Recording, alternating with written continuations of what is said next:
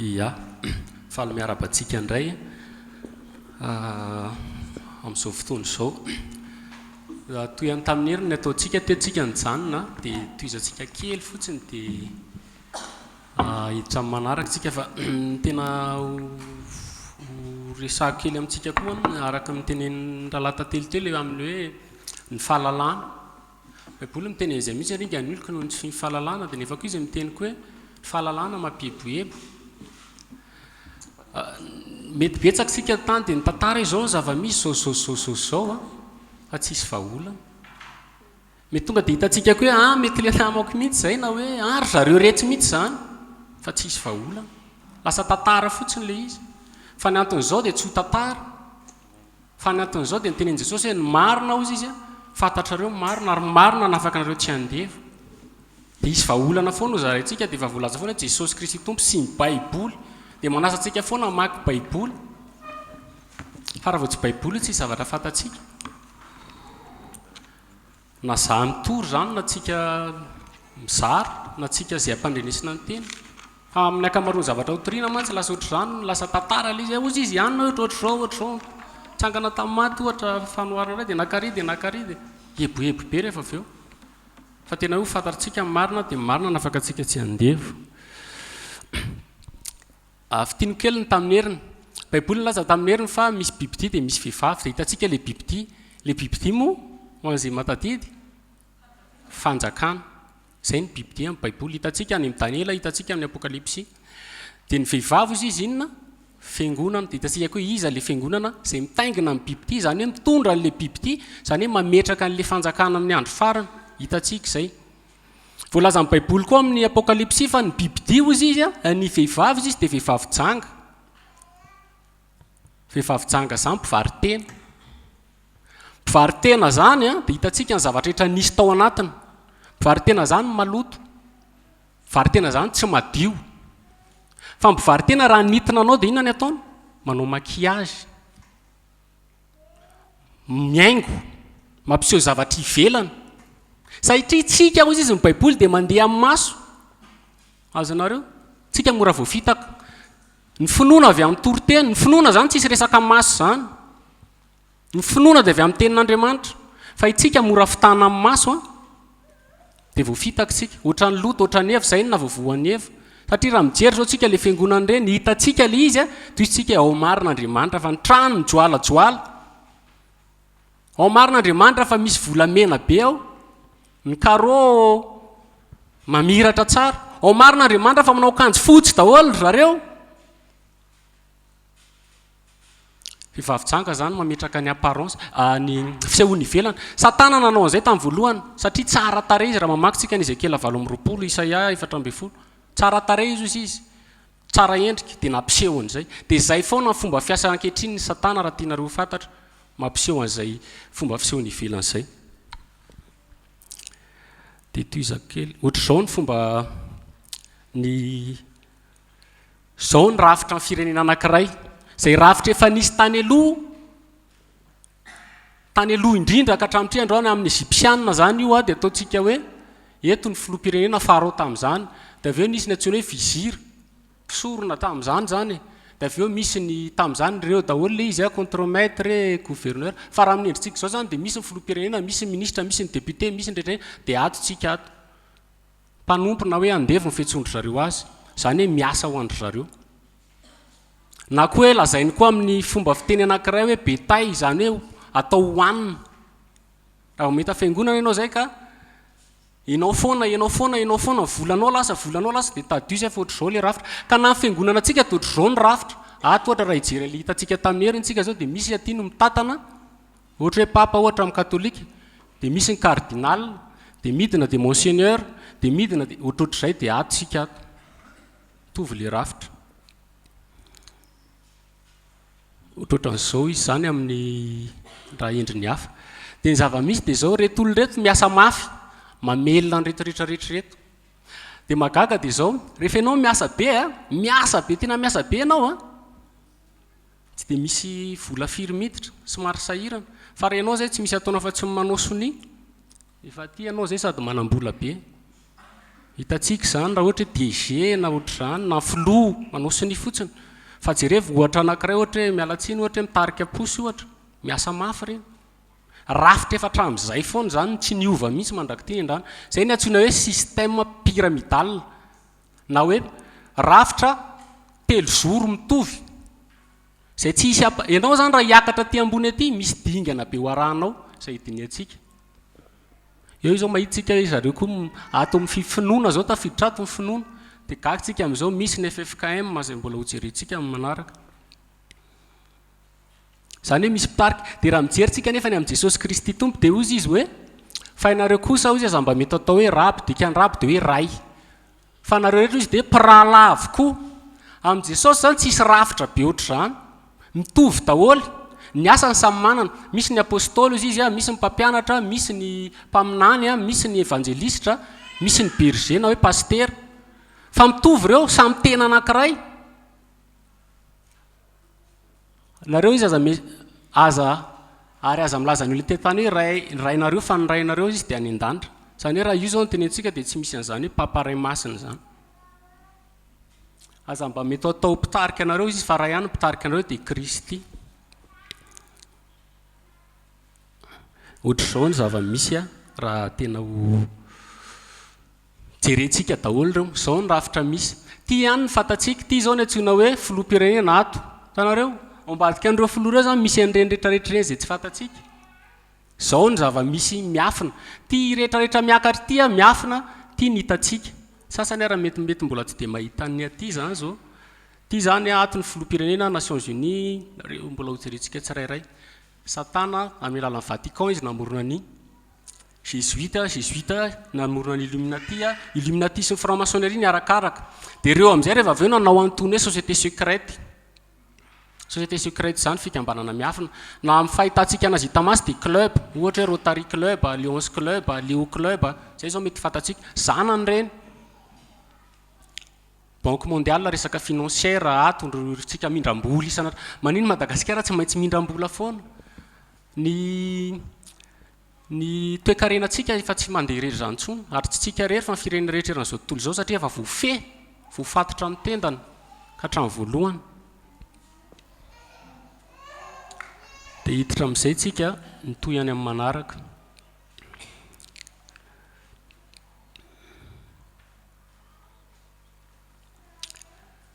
ny ataontsika zany mandeha katrany amin'ny andohany tsika dia mikisaka mandra-pahatonga amin'ny andro ny ainantsika ty amin'izao andro ankehitriny izao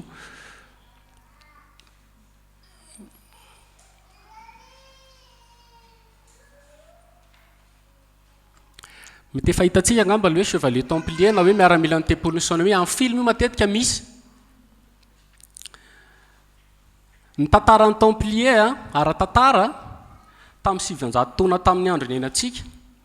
tamin'izany Jerosalema azo ny musulman dia niady rehefa avy eo ny kristiana tamin'izany tamin'ny alalan'ny papa dia azony zareo indray Jerosalema dia tamin'izany nividiana ny famonjena tamin'izany mandovola amin'ny resaka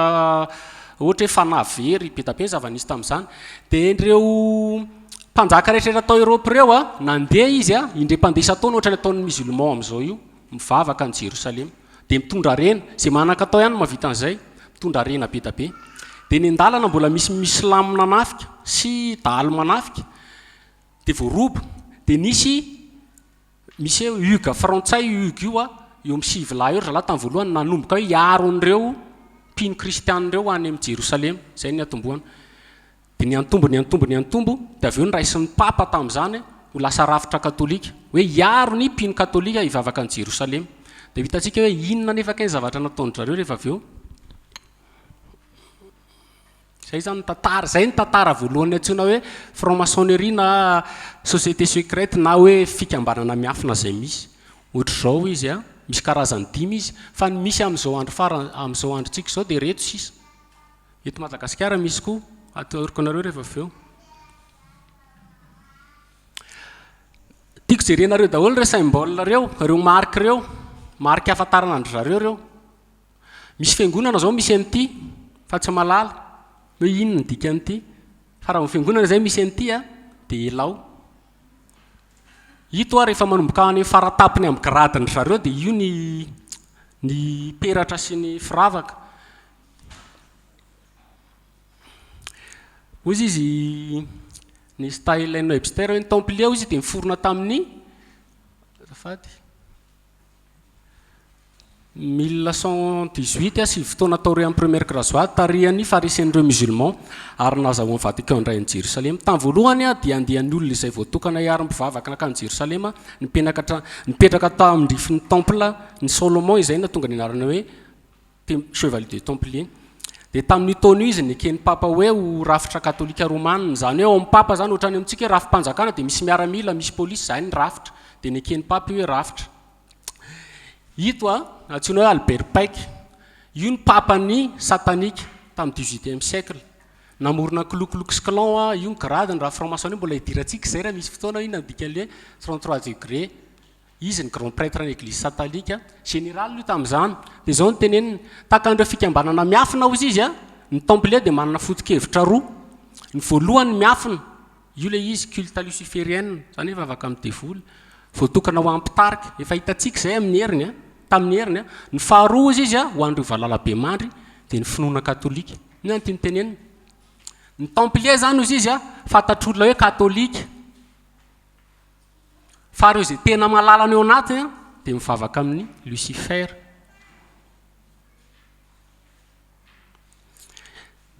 Ireo olona ireo matetika hitantsika foana satria ireo nanisany nanoratra boky. Misy hoe Bible satanika, ny zavatra be da be. Hito koa zao anankiray. Ty vao vetivety fa efa maty moa izy fa tamin'ny 1970 tany na 80 izy namorona ny église ny Satan. Ho an'ireo templier izy dia Baphomet no ampiasainy ho famantarana ny Satana. Zany hoe nanomboka tamin'ny 11e siècle dia nisy marika ahafantarana ny Satana dia Baphomet. Baphomet zany ito sary ito. Ireo zao le chevalier templier manao fisoroana azy ao anatin'le boky ty mystère-ny franc-maçonnerie dévoilée ty izay soratana tamin'ny 1886. Baphomet io osy dia jerefy tsara ny tanany tanany io manoatra zao foana. Matetika ngamba hitantsika foana ohatr' zao matetika fa tsy fantatsika le izy. Io ny tanany manoatra an'io dia io pôziny io koa jerefy tsara. Zao ny Baphomet. Tia ny afantarana anazy ankehitriny misy any mbola ho jeritsia angamba izay rehefa avy eo. Dia tia antsoina hoe pentagramme, kitana mivadika na hoe kitana. Ireo zany mitovy hitanareo? Tsy hita? Tsy dia hita ve? Ngamba ny akatona angamba ny trano. Aty somary maizimaizina. Kitana mivadika io kitana manao hoe matetika hitanareo hoe star ohatra zao na misy dikany daholo reny. Misy dikany daholo ny entreprise lehibe rehetra amin'ny marika fa tsy mandehandeha ho azy. Dia ty mety hitantsika foana ty. Ty ny tandrony dia ty ny lohany. Baphomet ny dikan'io. Misy franc-maçonnerie efa satanika efa ambony grade dia miteny izy rehefa manao an'io izy ny olona anankiray na manao an'io kitan'io izy dia miantso izy any Satana na miantso ny hery miaizina hiasa. Nefa ankehitriny dia be da be mihitsy tsika manao an'ireo. Ino dika le Baphomet na Satana? Hoy izy X-Kolfeld hoe Baphomet izy dia avy amin'ny fototeny hébreu hoe Sophie na hoe fahalalana na hoe gnose na koa hoe Baphometos zany hoe batisa amin'ny fahendrena izy na koa io hoe bios phosmétis vie lumière zany hoe fiainana fahazavana fahendrena. Hitanareo Jesosy Kristy daholo zany na koa io koa hoe abifaimatas na hoe le tsy fantatra na hoe ny rainy antsoina hoe fahalalana na koa hoe Mahome satria zava-nisy dia zao rehefa tonga tany rareo dia fantanjareo fa ny silamo izay tao fantany hoe midera amin'ny Mahome. Dia ny silamo koa fantatsika fa silamo koa manana zava-miafina be momba ny Allah tsy Andriamanitra ray. Izay ny fahafantarany olona azy fa na zareo raha tsy malala. Fa Allah dia Dieu de la lune na Andriamanitra ny volana. Zay mahatonga mosquée rehetrarehetra io misy volana dia misy zay na Andriamanitra ny vato. Zay ny fiantsoana azy. Izay adverseran'Andriamanitra tena izy. Tsy misy Andriamanitra fa tsy ray ihany dia Andriamanitra ny Baiboly Andriamanitra Israely. na ny nanamboarana ny tempoly ara ny fitodiany nanamboarana ny tempoly a hafa amin'ny fitodian'ny tempoly rehetrarehetra ny slamy sy ny bodista rehetrarehetra ny slamy sy ny bodista rehetrarehetra miatsinanana miakandrefana fa ny andriamanitra miandrefana miatsinanana satria ny olona rehefa mivavaka taloha hitantsika zany amin'ny Ezekela toko fahavalo andin'ny faharoapolo fa reo lohan'Israely izy dia miambohan'ny tempolin'i Jehova fa mitodika miatsinanana izy a midera amin'ny masoandro zany aty ny tempolin'Andriamanitra ohatr'izany daholo raha rehefa mivavaka midera amin'ny masoandro fa ny an'Andriamanitra makaty satria tsy masoandro ny fahazavana fa Andriamanitra ny fahazavana azonareo ta teorina tamin'ny kolotsaina satanika rehetra dia mampifandray amin'ny bafony eo marika ahafantarana ny satana dia jerytsika jery sarytsika horonan-tsara hoe bafome satana ary rehefa manao an'izay zay dia misy dikany hoe mivenérean'ny satana zany hoe manandratra ny satana hitantsika izao mozika roka hitantsika izao amin'ny zavatra be da be fa tsy fantatr'olona za tamin'ny nanao rap dia manao an'izany koa manao ohatr'izao fa tsy malala satria manino satria za maka tahaka ny olona zay any ivelany zay mpanao rapy dia zany foana ny ataony dia manao an'izao koa na manao ohatran'izao zao koa misy dikany Hitler rehefa miaraba dia ohatr'izao fa misy dikany daholo satria zareo manao famantarana amin'ny marika tsy hita amin'ny masontsika amin'ny tongotra amin'ny tanana amin'ny maso rehefa hitantsika izay dia mba tsy hanao an'izay intsontsika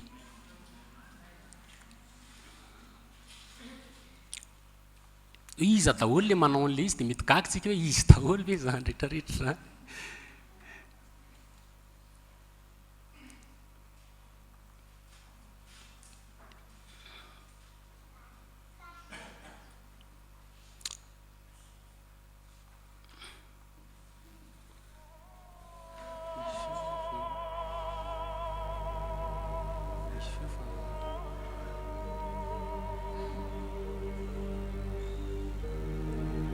reo mpanakanto malaza zay inotsika androany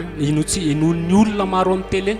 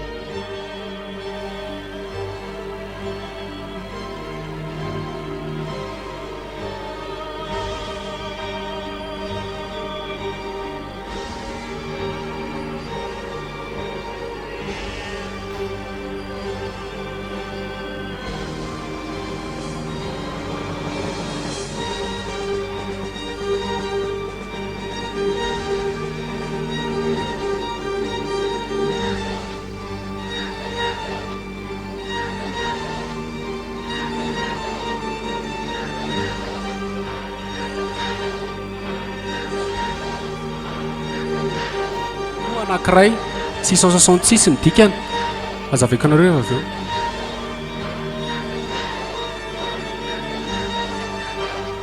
Vishnu zany a dieu an'ny indien Bouddha teo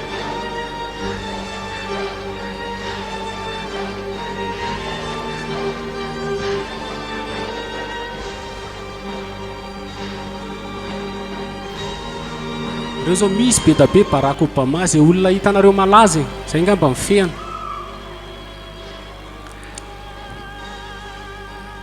be da be ny lisitra ny eto toerana manokana za tsy miteny hoe izy tsy izay fa ohatranako ihany io satria Andriamanitra nanao ny Adama tahaka ny endriny hozy izy ny Baiboly dia avy eo rehefa nanoty Adama dia izy ny Baiboly hoe ary Adama izy nanao niteraka ny seta dia tahaka ny endriny zany hoe lasa nisy karazany ohatrany hoe nisy idole zany tao nisy nitovy endrika le fahotana rehetrarehetra iny narahana daholo ohatrany hoe fans club zany ohatrany hoe tsika zao mahita Beyoncé be da be ny andalana mpanakanto malaza zany dia ohatr'izany mihitsy ny zavatra nataoko tamin'izany rehefa tia rapy asy ohatr'izany dia zay ny nalako tahaka dia manao an'ireny a reo olona ireo tsy malala misy tena malala conscient amin'ny zavatra taony hoe tiany hoe tsy izy ohatr'izao ny dikany fa misy dia makatahaka ohatrany to amintsika minoka dia makatahaka fa tsy fantany le izy a fa lasa ao anatin'ny kolotsaina dia lasa atao le izy fa rehefa midiakatra ambonimbony ianao dia misy dikany be reny rehetrarehetra reny reny famantarany reny dia zavatra mariantsika eo dia reny olona rehetrarehetra reny dia olona malaza amin'ny politika amin'ny hira amin'izay rehetrarehetra dia tadio ny nataon'ny satana tamin'i Jesosy omeko anao izy izy zao zavatra rehetrarehetra zao raha mandoalika eto anatriako ianao.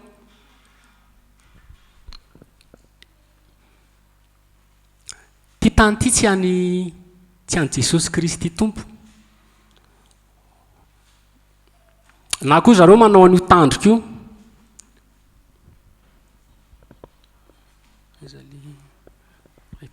Manao an'io tandrika io. Ohatra zao reto zao mpanao roka zao ACDC, ty zao Marilyn Petape olona malaza, Michael Jackson na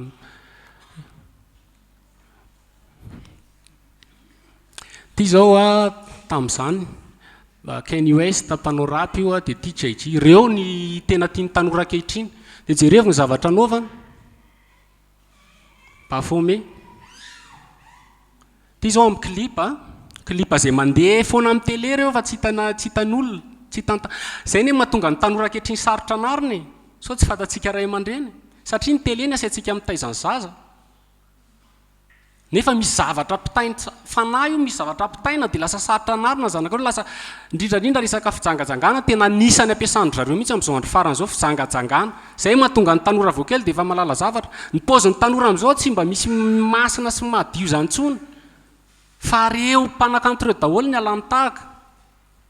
Ty statut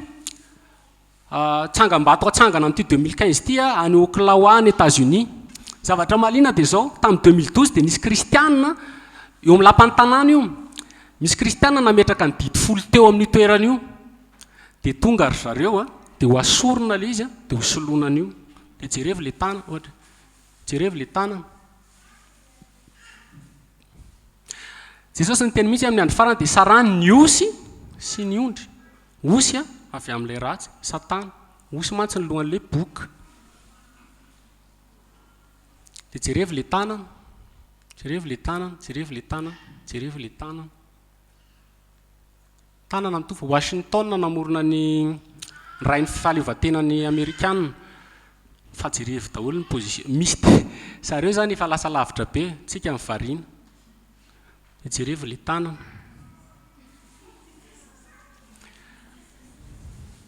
Fanahy ray io mahay esprit.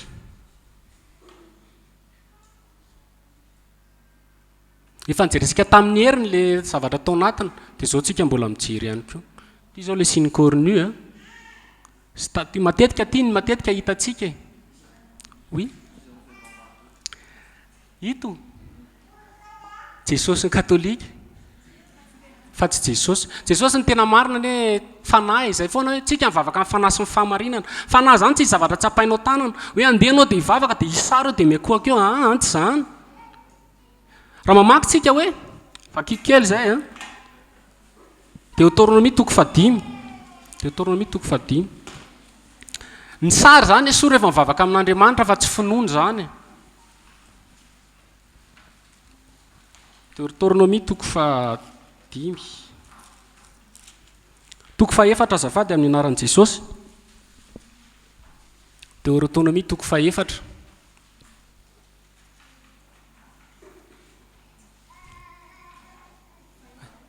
Deutéronomie 4.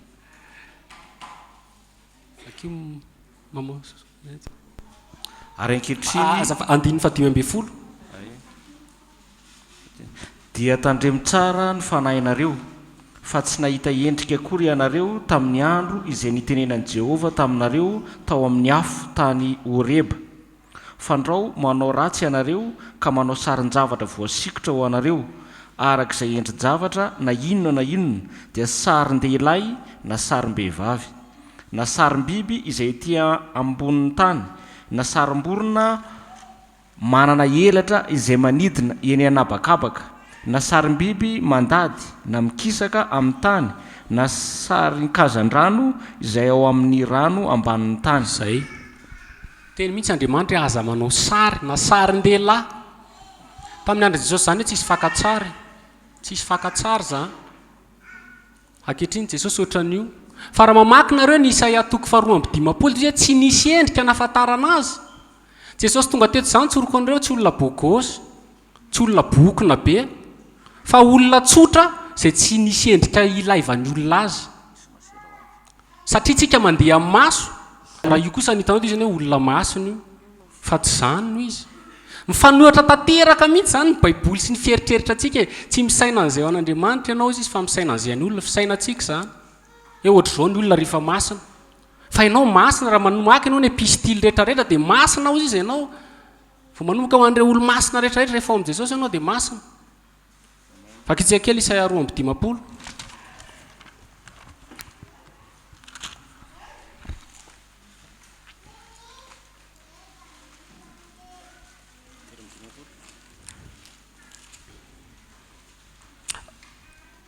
3:20 azafady andin'ny faharoa fotsiny fananiry teo anatrehany tahaka ny zanakazo madinika izy sy tahaka ny solofokazo amin'ny tany karakaina dia mitoy any tsy nanana endrika na fahatsaran-tare izy ary raha nijery azy isika dia tsy nisy hatsaran-tare anyritsika azy zay faminaninan'i jesosy io tamin'i jesosy ho teto tany tsy hisy hatsara-tare izy ary raha nijery azy sika dia tsy nisy aniritsika azy satria tamin'izany ny Israely miandro hoe mesi mitondra soavaly fotsy mahery be nefa tsy zany jesosy apondra no entiny rehefa avy eo fa nohatra tantera nanetry tena izy ny asa izy isan'andro nijaly izy ny kapohana izy ny rorana izy fa ny mesi andrasan'ny jiosy dia masi mahery andresin'ny romanina zay tokoa jesosy rehefa ho avy rehefa avy eo fa mbola tsy zay aloha ny tany voalohany tsy jesosy zany hoe tsy jesosy tena izy fa fanompo-tsampy ty zao a Beyoncé zay mbola mandeha be amin'ny télé dia jereviny azy ny peratrany dia fatatsika hoe inona zany ny tompon'ireo io zao a anatin'ny album ny hoe aiam hainareo ny aiam zany je suis izao no izy raha mamakytsika ny Exodus rehefa tonga Mosesy a dia izy iza izy ny anaranao izy ary niteneniko amin'ny jiosy izy Andriamanitra izao zay izy hatrizay dia Jesosy koa mbola niteny zany tateoriana raha tsy mihina nareo fa izany ho izy dia ho fatiny ny fahotanareo nareo fa madika be da be mipanakanto raha vao mitape fotsiny ianao amin'ny internet hoe aiam be da be manao an'izany io rehefa jerena akaiky dia mame pentagramme zany 5 zoro zay nga manazahoantsika kitana 5 ratsana 5 safady dia ty anatin'ity mame hoe pentagone 5 zoro mitovy foana raha vao mahita zany tsika hoe tsisy an'reto rambony reto dia misy dikan'izay zay ny pentagone na ministère ny défense américaine hoe pentagone satria ohatran'io le paozy nyjerena avy any ambony dia efa fatatsika zany izy adolo leo mbadika an'izany rehetrarehetra zany ty ny anisan'ny olona ambony indrindra eto tany Rothschild zanany dia jerevy koa mifiravaka zafikeliny io manana divay izy a dia io le divay misy an'le Baphomet rehefa jereny fa rehefa vadika dia manome an'io jerevy any sao dia mividy an'io divay ito tsika mitatsika ihany koa reto zavatra amin'izao fotoana zany hitatsika io ngamba natsiny hoe Dodge tôbile américaine zay be da be misy pastera dia mividy an'io rehefa jerena akaiky dia ohatran'io a na io koa marika ahafantarana azy na hitatsika teo tanana dia niteneniko anareo misy tanana be da be ahafantarana andro zareo ohatra hoe zareo ohatra hoe rehefa mijoro ohatra ny tongony ataony manao équerre na ataony manao ohatran'izao a na rehefa mijoro izy ataony triangle misy dikany daholo izy dia zao nefa mivoalaza an'io amin'io abolana ny olona tena ratsy fanahy izy a sy mpanao ratsy dia mandehandeha manao vava ratsy izay mamimasy manao famantarana amin'ny tongony ary manao baiko amin'ny ratsan-tanana fa amin'ny Bible amin'ny Martin na BJC a dia io voalaza ato hoe l'homme qui imite les démons izy zany hoe ny olona makatahaka ny devoly dia au violon et ses discours sont faux il fait signe de ses yeux il parle de ses pieds anciennes sur ses doigts zany hoe raha fehezina dia ireo olona ireo dia mimité ny démon satria manao sinina amin'ny tanana marina ny tenin'Andriamanitra tamin'ny andron'ny Solomon io nosoratana hatramin'izao tsika mbola mena aminy any io le fanoharana nataon'Andriamanitra nataon'ny Satana tamin'ny Jesosy ianao izy raha te halaza omeko anao izy dia hoy ny devoly taminy omeko anao ny fanapahana rehetra amin'izao mba mivoninahy iny fa efa natolotra izany ka zay tiako ny menazy ko raha akohako eto anatrehako ianao dia ho anao avokoa izany rehetra izany jesosy namalaka anao hoe voasoratra hoe jehovah andriamanitra ao ny akofanao ary izay ry any no tomponao raha tia laza ianao raha tia anamboninahitra raha tia mpitondra ambony tsy eto ihany fa nany afrika dia tsy maintsy mikoaka amin'ny satana tsy moramora ny nitondra amin'ny toerana io be da be mety efa entsika zany ohatra zao hoe zava-nisy teto amin'ny firenena zany 2009 ohatra za tsy te hoe anafanalaza mihitsy hoe manompo sampy io ny filoha ravalomanana tamin'izany fa tsisy hoe nanaraha-masotsika an'izay fa ny zava-misy dia aloka mino ten'andriamanitra dia mivoasoratra dia io ohatra zany koa ny fakala zany laza ny eto tany eto zany fanohitra amin'i jesosy jesosy miteny mihitsy eto hoe ny fanjakako izy tsy amin'izao tontolo izao fa raha mba avy amin'izao tontolo izao ny fanjakako dia niady ny mpanomiko mba tsy voatolotra ho an'ny jiosy aho nefa ankehitriny tsy avy amin'izany ny fanjakako mahatonga ny tanyntsika ohatr'izao a dia satana ny ambadika ho avy ny fanjakan'i jesosy kristy tompo mety efa mbola tsy fantatrao zay antsoina hoe arivo-taona fanjakan'ny famony efa kely sisa dia ho avy zay dia zay no endrasantsika zay le vavaka nampianaran'ny tompo hoe rahainao hoe zay ny an-danitra ao masinina rahanao tonga ny fanjakanao amin'izay fotoana zay izy ho avy fa amin'izao aloha mbola satana mazaka zay daholo mahatonga antsika misy tsy fahamarinana be da be dia indraindray tsika manontany tena andriamanitra ve ny olona mantsy mora mametsiana an'andriamanitra hainy mihitsy zay andriamanitra ve dia be fitiavana dia manina izy nanao izao tsy an'andriamanitra ny tany zao misy zanany be da be eto fa ny plan tanteraka amin'izay satria amin'ny apokalipsy toko fa 7 izy a andiny fa 7 dia miteny izao hoe ary andriamanitra ozy izy a nanomenie afakiko kely apokalipsy 17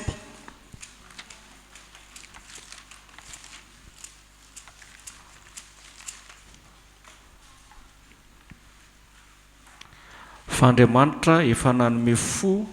ireo anatanteraka ny heviny sy ny fanara-tsaina ary hanome ny fanjakany ho an'ilay bibidia mandra-pahatanteraka ny tenin'andriamanitra zay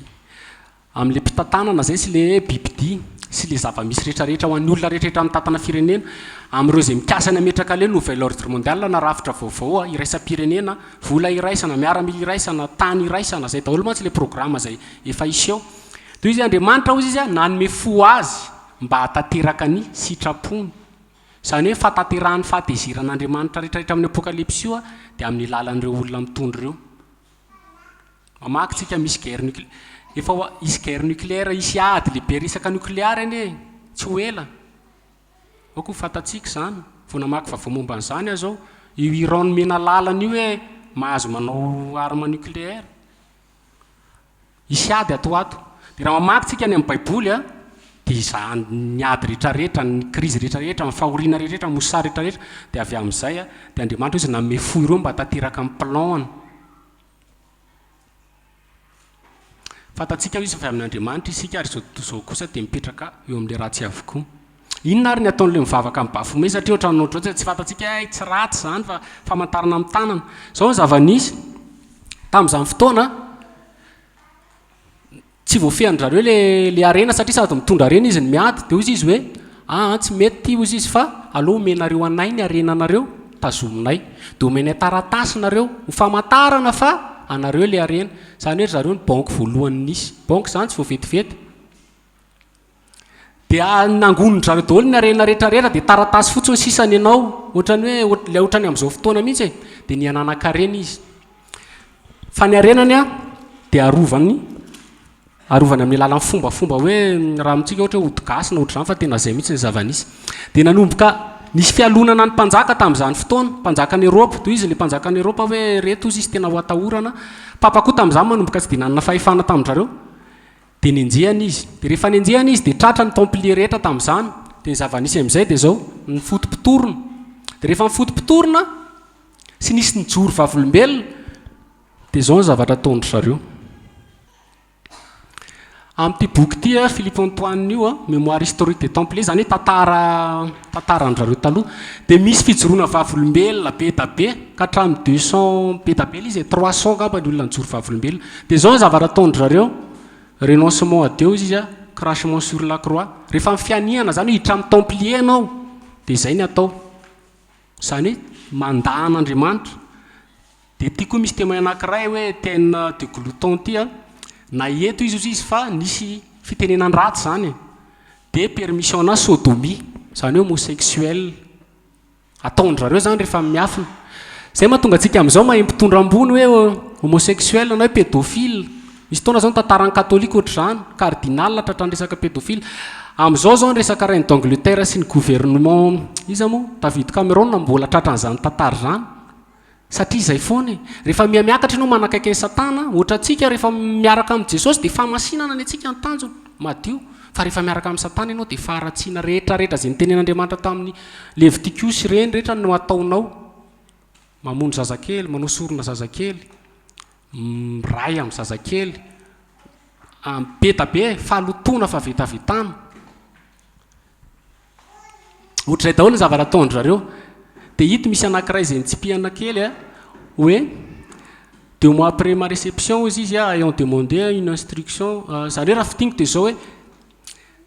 Jesosy ozy izy tsy maty teo amin'ny azo fijaliana noho ny fahotantsika fa noho ny fahotan'ny tenany zay zany ny finondro zareo ny tena mahagrave be an'izany dia zao zany hoe Jesosy mpanota Jesosy zany misy fana ratsy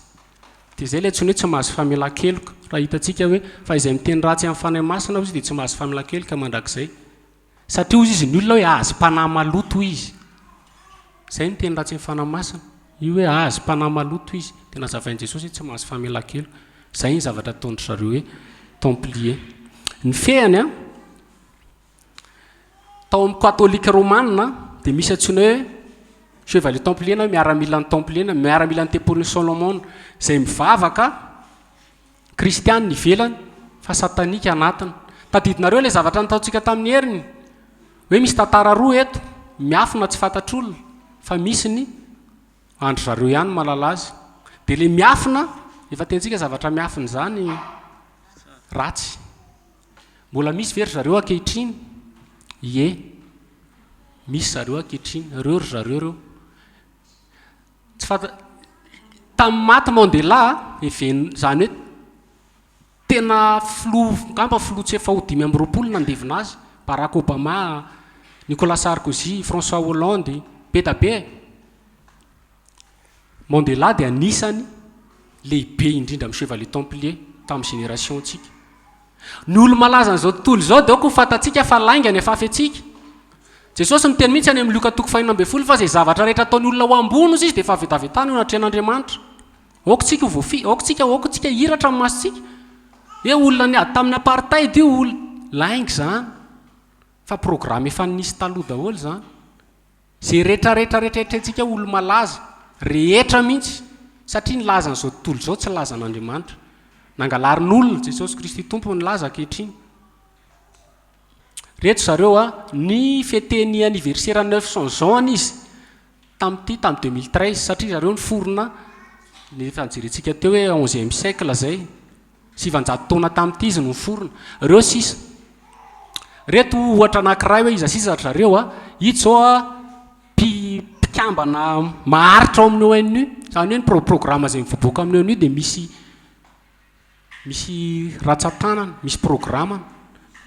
ty zao filoham-pirenena frantsay tamin'izany fotoana tamin'ny 1974 ty tamin'ny androny Hitler ty Van Papen ty olona akaiky azy ty tamin'izany anany CIA filohan'ny CIA taloha reo izy daholo Prescott Bush Colin Powell mety ho lasa filoham-pirenena amin'ity zao dia raha lahan'ny George Bush zay ao anatin'ny anankiray koa hoe Colin Bowles mbola jerentsika amin'ny manaraka raha misy fotoana mbola mitovy daholo zany aza matoky olo zay mahatonga an'izay hoe aza matoky olo na ny andefa mandreo izy aza tokisana fa Jesosy ihany Jehova ihany izy fa fitaka daholo ny zavatra rehetrarehetra ny chevalier templier na hoe chevalier de Malte koa dia fikambanana miasa ao amin'ny Vatican mandritra ny fotoana ao amin'ito misy ahafahanareo verifie zany mba tsy ataonareo hoe miresaka be fotsiny ana hoe namorona dia fikambanana miasa ao amin'ny Vatican mandritra n'izay fotoana maro zay anisany manana anjara toerana teo amin'ny tantarany zanak'olombelona izy io dia manana maso ivosolo tena maneran-tany amin'ny sehatra maro ny fiarahamonina ny ara ekonomika ny politika ny tafika ny banky ny fiangonana ny fampianarana ny firenena mpiangana manana fibeny izy any Roma dia mifehy amin'ny banky ny industrie ny tafika mifehy ny sapana fitsipikilovana dia ny tanjony izy ao anatin'ity boky ty Dissimon io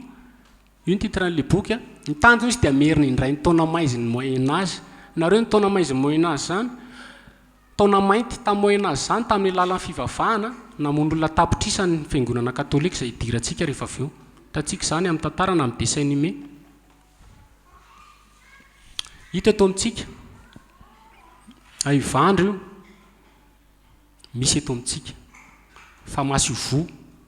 dia tia ny grand loge national Malagasy io ny famantarana amin'ny franc-maçonnerie eto Madagasikara io ny logoany tanareo zavatra ny chevalier de Maly tia mbola jerentsika rehefa miditra amin'ny franc-maçonnerie ary zavatra mahagaga vao maly mihitsy io miova foana azory foana zany ny sitin-drareo dia itsika ny karakara congrès mondial ny franc-maçonnerie amin'ny 2017 efa petraka eo amin'ny sitin-drareo zay fa hidirantsika amin'ny manaraka zay ny nisy taloha dia kisaka amin'izay tsika fa mitovy foana le rafitra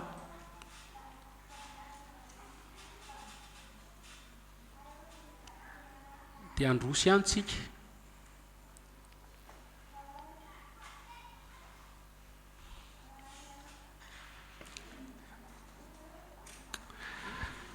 mito nga mba hitantsika foana isan'andro io ny antsoina hoe marika ny jésuity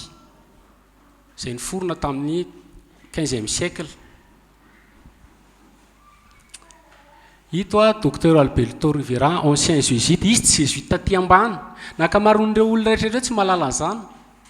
tsy mahalala ny zava-misy eo ambany eo fotrany hoe manao asa soa ny akamotrany hoe ny akamaroan'ny katolika sy mipino maro fa izy tafiditra rehefa miakatra ambony grade ny jésuite ianao dia misy an'ilay tsondrareo hoe professe efa faratapony ianao zany tonga amin'izay izy efa tafiditra amin'izay dia reo amin'izay ny misy zavatra ataony dia izao ny teneny niala izy a dia rehefa niala izy dia nitadiavandreo nisy telo lahy izy telo mirahalahy niala fa izy ao anatiny dotra matiny anankiroa fa ny ray tsy haiko izy tiana mbola velona dia ozy izy hoe ny tena olona tahorina izy dia ireo izay miseho mpivavaka indrindra rehefa manana fahefana mirafitra tsara ary manararoatra ireo olona tsy malala sy tsy manatsiny izay feheziny ka mikonokony ao ambadika mba azahoany laza sy voninahitra ireo mpivavaka ireo izy miantsony jésuite dia milaza fa tian'Andriamanitra nefa mamono olona manomana ady révolution tolona mba hatongavan'ny tanjony fetsy ry zareo manam-pahaizana manana teny tsara lahatra ary mainao anatin'ny fiafina fonana sy fahamasinana sandoka Ignace de Loyola misy taona mianatra tamin'ny sekoly katolika dia misy andro atokana an'izy io tsy tadidiko izay hoe masinda Ignace reny misy dikany daholo reny zany tsy hoe olona masiny zany fa olona niasa ho an'ny katolika romana ny jésuite dia miforona tamin'ny 5 aogositra 1534 tamin'ny alalan'ny espagnol hoe Ignace de Loyola ary neken'ny papa Pie III ho rafitra katolika tamin'ny 27 septembre 1540 roa taona taorian'izay dia nanao ny antsoina inquisition catholique jerentsika hoe inona ny dikany inquisition catholique ny tanjony jésuite a na antsoina hoe société de Jésus dia anapotika amin'ny protestantisme izay nahazo vahana tamin'izany fotoana izany ny zava-nisy dia zao taloha zany a pape katolika romana no mifehy ny fanjakana tany Eropa maro mihitsy dia ny foazon'ny tompo tamin'ny alalan'ny fanahy masina satria izaho ihany no mamoa fanahy masina sy tenin'Andriamanitra nisy tamin'izany ny imprimeriana baiboly voalohany dia nivoaka nisy any hoe Wyclef nisy any Lutera nisy mpino maromaro ny fo dia nitory dia rehefa nahafantatra ny famarinana ary mpanjaka tamin'izany dia nanomboka nikisaka tamin'ny katolika nanomboka tsy teo ambany fahefan'ny katolika intsony dia natahotra ny papa hoe rava ny fanjakako dia nahita n'ity izy dia namorona miaramila ny jésuite dia miaramila oka ho fantatsika zany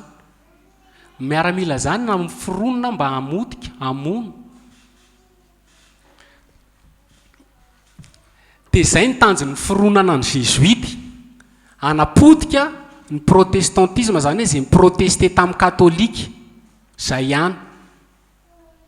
fa tsy misy hafa nandritry ny vanim-potoana io koa izy namorona ny Saint Ignace de Loyola ny fombafomba sy rafitra zany hoe tamin'izany vanim-potoana zany koa Ignace de Loyola namorona ny rafitra ao anatina jésuite tanao izy ny namorona azy fa tsy Jesosy izy ny namorona azy fa tsy Jesosy ty boky ty hoe Vatican assassin kristianina izy io zay namorona ny boky io nanao famakafakana lalina mihitsy momba ny Vatican dia nataony lohatenin'ny bokiny dia Vatican mpamono olona dia zao voasoratra ho fanoerana ny réforme protestante na fanovana izay nikasany lotera sy ny sisa dia nanao concile izy Vatican tamin'ny 13 décembre 1545 ary nahitana tsoakevitra 5 ka izay tsy manaiky an'ireo dia tsy maintsy saizina mafy izay ny antsoina hoe constitution catholique ka ny jésuite izay nitarian'iny asa de Loyola tafika nanatanteraka amin'ny baiko sy ny asany rehetra dia zao le tsoakevitra 5 afaka jerenareo io concile io concile voalohany tamin'izany concile de tsy tadidiko izy zay gamba ny voasoratra eto afaka jerenareo amin'ny internet dia voasoratra eo daholo dia zao le izy fa sasatsasany soratako eo hoe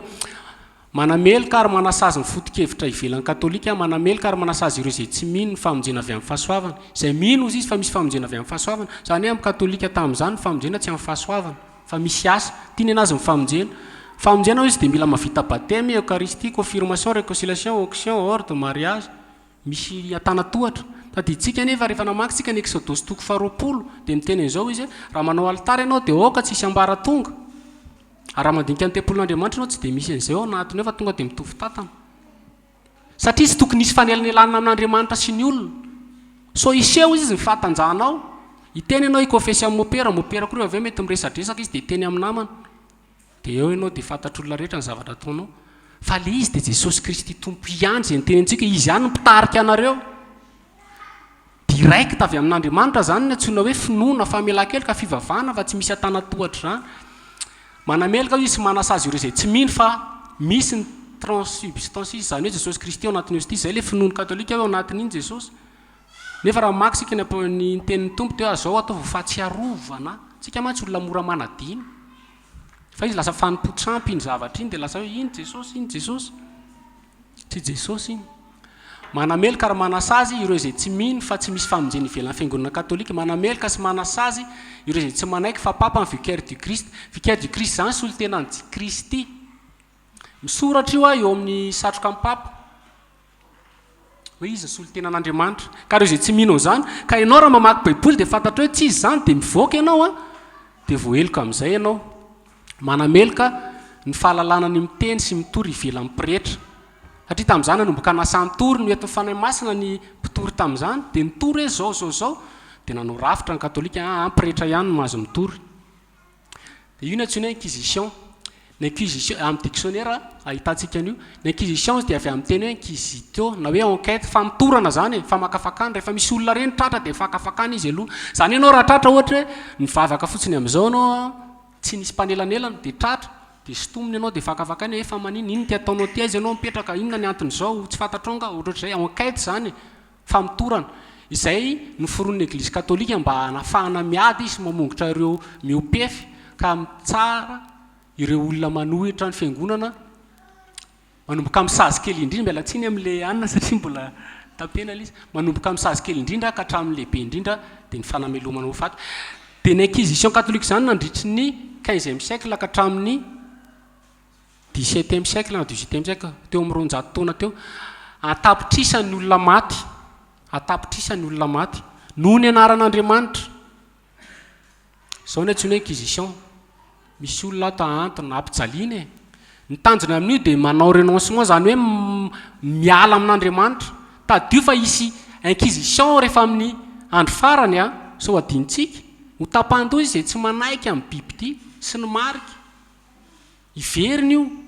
zay koa le zavatra nresantsika teo hoe ameriny indray ny taona maizy ndao izy ny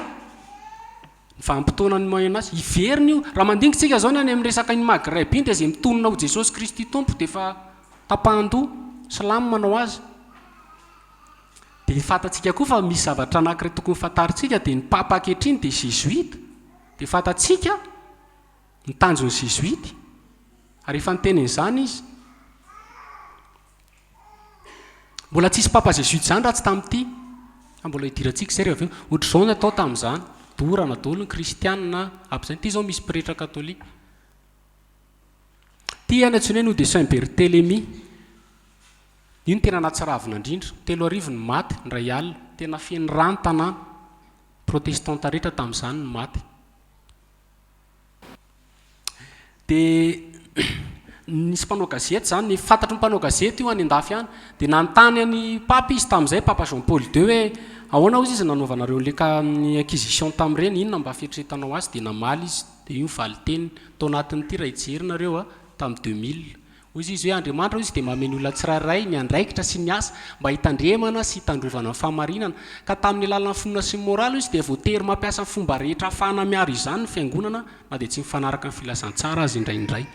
izany hoe ny tiany tenenina dia izao noho ny fitazomana ny fahamarinana io fa tsy fahamarinantsika dia na dia tsy mifanaraka amin'ny antsony hoe filazantsara azy ao izy a dia tsy maintsy voatery nanao an'ireny izay ty mpanoratra rusiana ny jésuite izy dia tafika romana mba metraka ny fiandrianana sy mifanjakana izay fezin'ny Vatican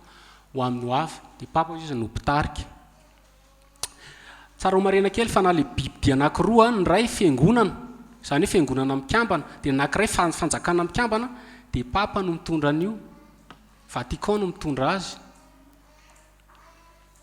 reo misy teny olona maromaro ty no tiako saritana ansainareo papa io papa Clément 14 hita ny zavatra ataon'ny jésuite dia hitany koa ny fahefana dia ny foanany ny jésuite tamin'ny roa taona taoroany io dia rehefa nifoanany io a hitantsika roina kely eo namorona ny antsoina io illuminature zareo dia nisy amin'izay ny révolution dia tamin'izany nisy papany décapitaine tapahan-doha valifaty zany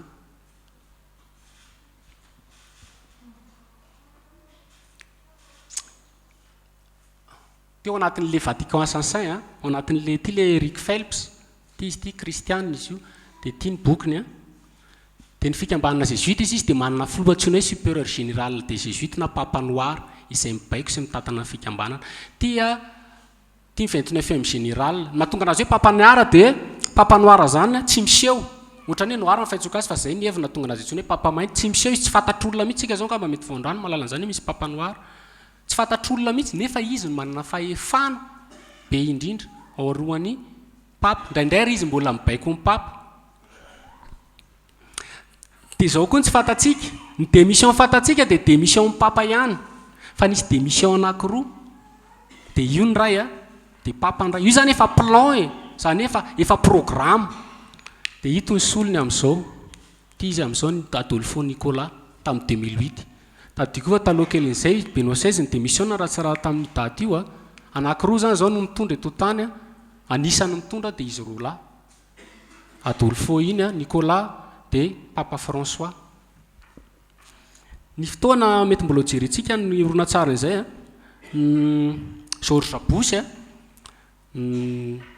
nisy mpanao gazety niteny taminy ianao izy niteny tamin'ny Vladimir Poutine na filoha Rosiana hoe rehefa mijery ianao izy nahita ny Vladimir Poutine dia fantatrao daholo momba azy ary hitanao izy izao zao dia rehefa mijery izy ianao amin'ny papa dia inona no hitanao dia tonga dia izy hoe Andriamanitra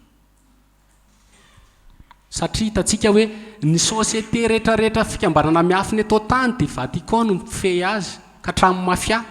cartel ny drogue maro ny tsy malala fa ireo mpitarika ao anatin'le boky any io sy ireo lohalohan'ny mpisorona amin'ny fikambanana io dia lucifériane zany mivavaka amin'ny Lucifer amin'irareo Lucifer dia hoe porteur de lumière na mitondra fahazavana dia hitantsika teo koa ilay dikany hoe Baphomet fa Baphomet dia fahalalana amin'irareo zany Lucifer na Satana na mihazo fahalalana dia hitantsika raha mamakytsika ny Eva dia zao tantarany Eva dia nijery an'le azo izy dia fa mampahendro izy sy mampalala mitondra fahalalana sy fahendrena azonareo zany hoe zay zany amin'izareo zany hoe Satana zany mitondra fahendrena sy fahalalana zareo ilay antsony hoe mahiratra na hoe illuminé dia nefitsika raha mamaky any Jaune na toko fasivy dia zao voalaza ao hoe niteny le fariseo zay koa ve mba jamba toy izy ny tompo hoe raha hoy ianareo hoe jamba dia tsy manan-kelika fa hoy ianareo hoe mahiratra dia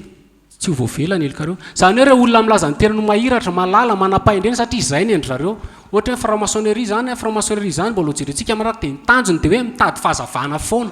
mila fahazavana foana dia nefa mifanohitra amin'ny baiboly raha enotsika hoe tsika mila mipetraka amin'le tsy mahay amin'le tsy malala amin'le jamba mba ahafahan'ny tompo manokatra zareo tonga dia hoe mahiratra mahita nefa any midiso Jaune toko fasivy vakitsika kely zay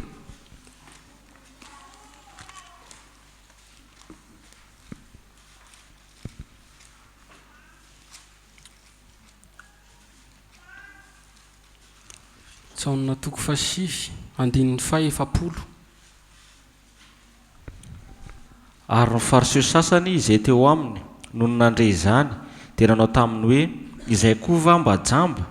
Hoy Jesosy taminy, raha jamba ianareo dia ho tsy nanan-keloka, nefa hoy ianareo ankehitriny mahiratra izahay dia tsy afaka ny elokareo. Zay le mahiratra, zay le mahita, zay le antsoina hoe illuminé na hoe illuminati zay ho jerentsika rehefa avy eo le fahazavana. Fa zareo tena tsy mahalala mihitsy zany hoe mahavoafitaka azy. Fitaka izany tsy fantatrao hoe diso, fa ianao dia tena resy lahatra hoe tia ny marina. Ity zao eritrereton'izany ny fahefany tamin'izany tamin'ny 1720. Zao ny teneniny anatin'ity boky ity hoe bokin'ny jésuite io tantaran'ny jésuite.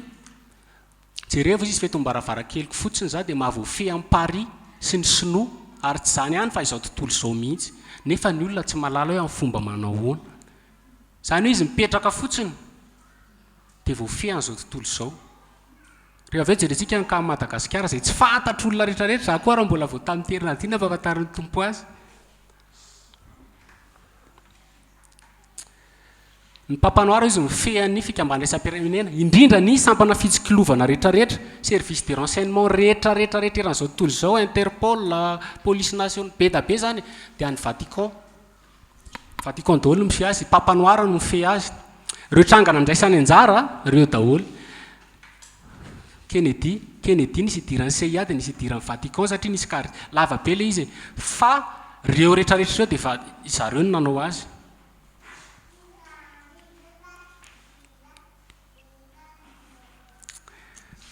Ny katolika dia mino fa nidikany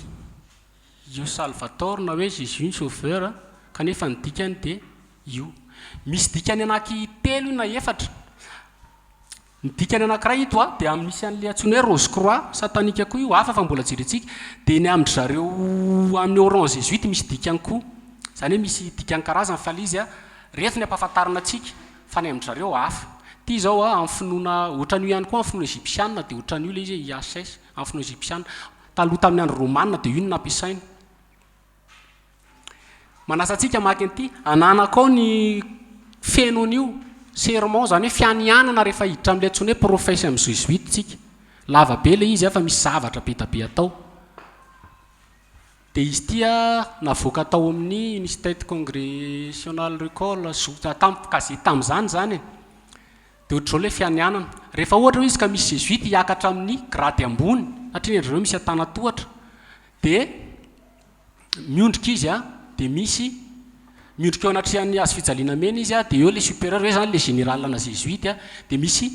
saina anankiroa, ny ray mavo jaune, zay ny symbole amin'ny papa, zany hoe marika ahafantarana amin'ny papa, dia ny anankiray noir, dia misy andreo hoe croix rouge, dia misy crâne sy tibia atidoha zany karandoha. Hitanareo le amin'ilay manao zao amin'ny piraty, matetika amin'ny piraty amin'ny dessin animé mahita zay, karandoha dia misy taolana anankiroa manao zao na amin'ny akanjo koa hitantsika azy. Dia misy an'ilay drapeau dia misy an'ny drapeau ny jésuite izy misy an'ity soratra ity, Anstom nectar regempius, io ilay antsoina hoe INRI amin'ny katolika. Fa ny dikany amin'ny zareo dia juste l'extermination des rois, izany hoe pitehana ny gouvernemanta rehetrarehetra. Mpitondro, mpanjaka io tamin'izany fa mbola hidirantsika rehefa avy hoe ankehitriny efa olona hafa no mitondro. Dia ny dikany koa io ny dikany nefa amin'ny tena hoe ampahafantarantsika azy hoe Jésus le roi des juifs. Dia amin'ny Rose Croix izy hitombany ito fa tsy hitantsika moa fa io ohatrany hoe au nom du roi de l'enfer. Zay ny dikany hoe in nomine régis inferne, ohatran'izay. Fa zany satanika daholo fa io zao ilay indritantsika foana matetika amin'ny. Dia za zao raha manontany katolika, raha misy katolika hoe fantatrao hoe dia sûr fa tsy fantany. Zay mahatonga ny tompo miteny hoe aoksika olina. Ny mpianatry ny tompo zany raha mamaky tsika amin'ny baiboly dia miteny mihitsy izy hoe lazao anay ny hevitry ny fanoharana. Nambaran'i Jesosy taminy izy ny zavatra rehetrarehetra. Zareo koa manontany, ahoana ny fiavianao amin'ny viny ianao no avy? Liana zany ianao fa tsy hoe zavatra petrahananao dia jazavainanao tsy fantatrao fa ataonao fotsiny, forcé anao raha vao zay. Fivavahana tsy forcé, ary Andriamanitra tsy mamorcé na oviana na oviana. Zay mahatonga an'i Jesosy any amin'ny apokalypsy dia mandondona. mandondony izy satria tsy mamorsé fa ny mpangahatra ho izy tsy avy raha tsy andringa na androda na andrava zany hoe forcé ny satana tsy ampahafantarina anao io de ohatrohatran'izao le izy misy fanapakana iza ny tomponao de hoe ny papa ozy izy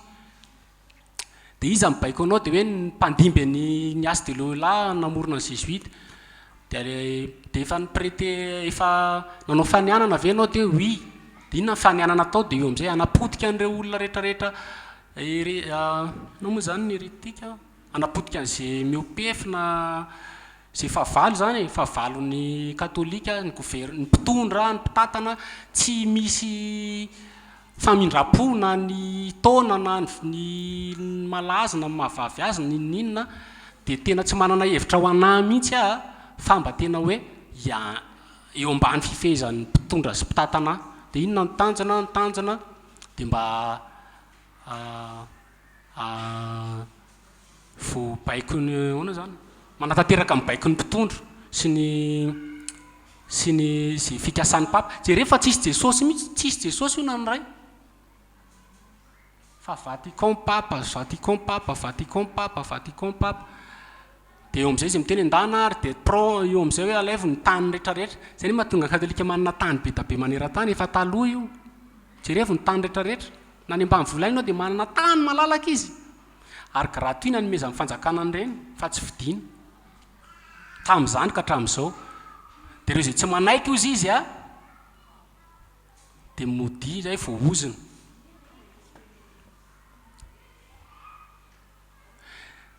ty mba nisy ny teny ty ny voalaza historien io mpanao tantara hoe amresaka amin'ny tantarany jésuite zany tsika ozy izy de misy triple révolution zany nisy tolona nisy fiovana anankitelo ny sia ozy izy atao anatin'ny fitonjazy taona ozy izy de nisy papa nametra-pialana de taminatin'izay nisy ny katolika zay ozy izy de nisy papa jésuite taloha izy mety hoe nisy papa taona netrareo tsy misy hoe opus dei ordre bénédicien Saint-Martin misy zavatra be da be ohatray zany misy rafitra be da be ohatray ny amin'ny katolika zay manao azy fa tsy nisy mihitsy ny jésuite raha tsy tamin'ny 2008 iny isa 2010 pape iny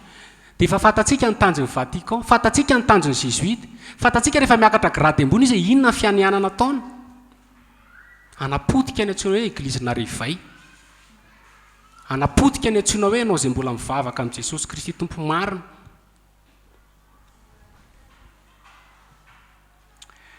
de ohatran'ny templier misy an'ity fanohitra alfred roty ohatran'ny templiano izy ny jésuite de manao hoe misy finamiana finamanana kely samihafa na hoe samihafa kely tia nytenena teo ohatran'ny templier de manao sodomita ary zareo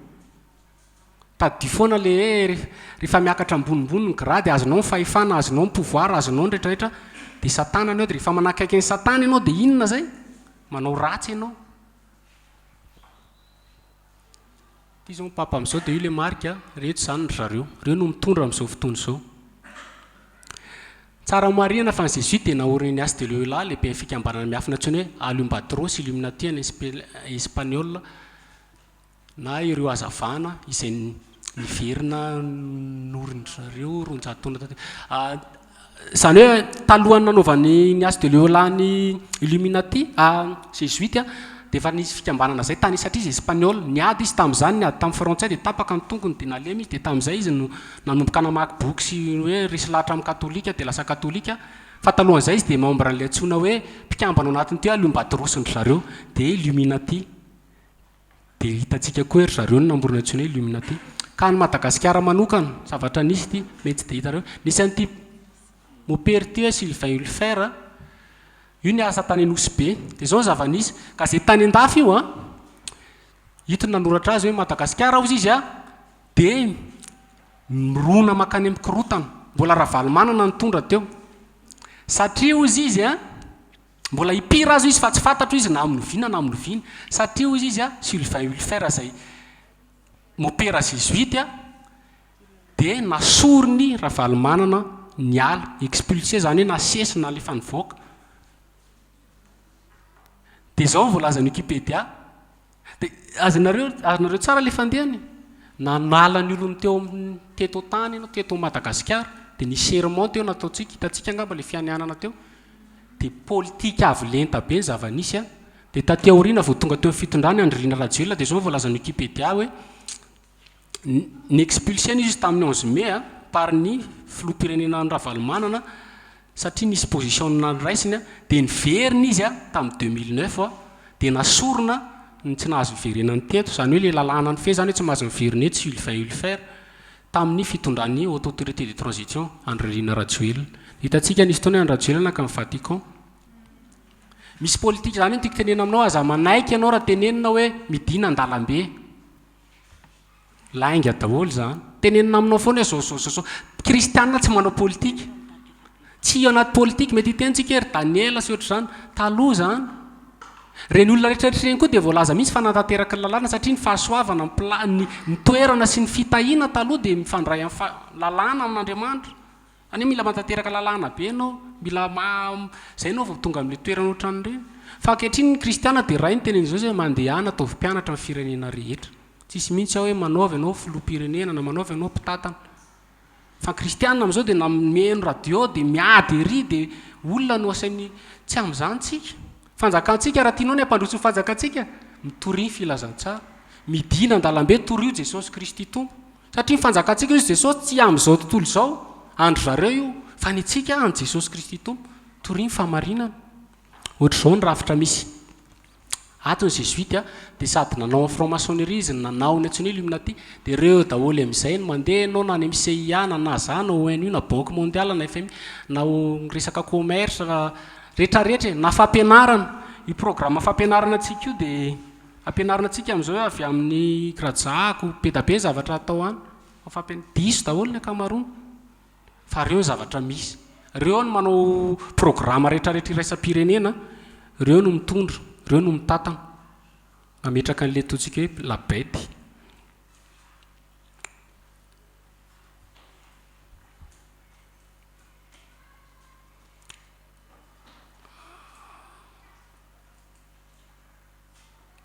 hiditra amin'ny Illuminati amin'izay tsika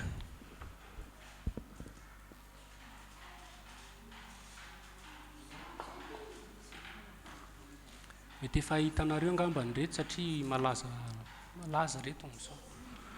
io ny ahafantarana andro zareo zany hoe io fitompokany dia io no namorona azy tamin'izany ny Illuminati zany hoe mandroso makaty antsika ny Illuminati izy dia secte zay niforona tany Bavière tany Allemagne io tamin'ny alalan'ny Adam Weishaupt professeur mpianara-danàla izay nampianariny jésuite zany hoe namorona ny Illuminati dia jésuite zay hito le nijerentsika teo le hoe général Ricci moa filazainy zareo azy ao anatin'ity boky ty ihany io le Vatican assassin hoe rehefa noravain'ny Papa Clément 14 ny ordre ny jésuite ny général jésuite Ricci tamin'izany fotoana dia namorona ny antsona hoe miaramilany dia niaraka tamin'ny miaramilany hoe Adam Weishaupt rainy communiste ka natonga ny révolution française zany hoe izy ny namorona azy zany hoe namorona ny Illuminati dia jésuite tamin'ny alalany Adam Weishaupt io ny tanjony io mantsy ny tena anisan'ny tena hoe mpitondra mahery amin'izao fotoana izao dia ny Illuminati ireo zany ny tanjony dia ireo fandravahana fitondram-panjakana lasa fitondrana iraisam-pirenena zany hoe tsisy tsony zany hoe manao politika na Madagasikara dia manao politika rery zany tsisy an'izany tsony tratra ve ny tanjony hidirantsika rehefa tratra an'zareo ny tanjony fandravahana amin'ny fananana slovo zany hoe amin'izao fotoana tsika zao ireo tanareo ny arena Madagasikara rehetra ataoko hoe rehetra ohatra zao hoe any Ranomafana zany efa tsy atsika tsony fa tsondrareo patrimoine mondial zanareo ohatra indray zao mandeha any amin'ny tany na le de baobab iny toerana tsara mahafinaritra dia tonga dia tena hoe patrimoine mondial de l'UNESCO dia rentsika fotsiny izy fa tsy fantatsika efa tsy amin'ny Madagasikara tsony eny zay zavatra rehetrarehetra tsara na ranomasina io na inona dia ho fananam-pirenena zay le izy fitahana be zany tsika amin'le teny dia manome vola izy mba hikarakaratsika azy isika dia mamatsy vola fa fitaka ny ambadika ao anazy io amin'izay rehefa tonga le ady lehibe sotro zany dia mialokaloka amin'izay zareo any amin'le nitoeran'ireny dia nanankiray koa natao amin'ny patrimoine mondial zany lasa fananana raisam-pirenena dia Jérusalem dia tezitra ny Israeliana dikan'izany raha vao anazy io dia izy amin'izay no manao politika hitantananao dia efa nizarainy roa io Jerosalema zay fa mizara roa na mbola mpanaovana ny lalàna an'izay ry zareo dia hoe nyray amin'ny Palestina dia nyray any Jiosy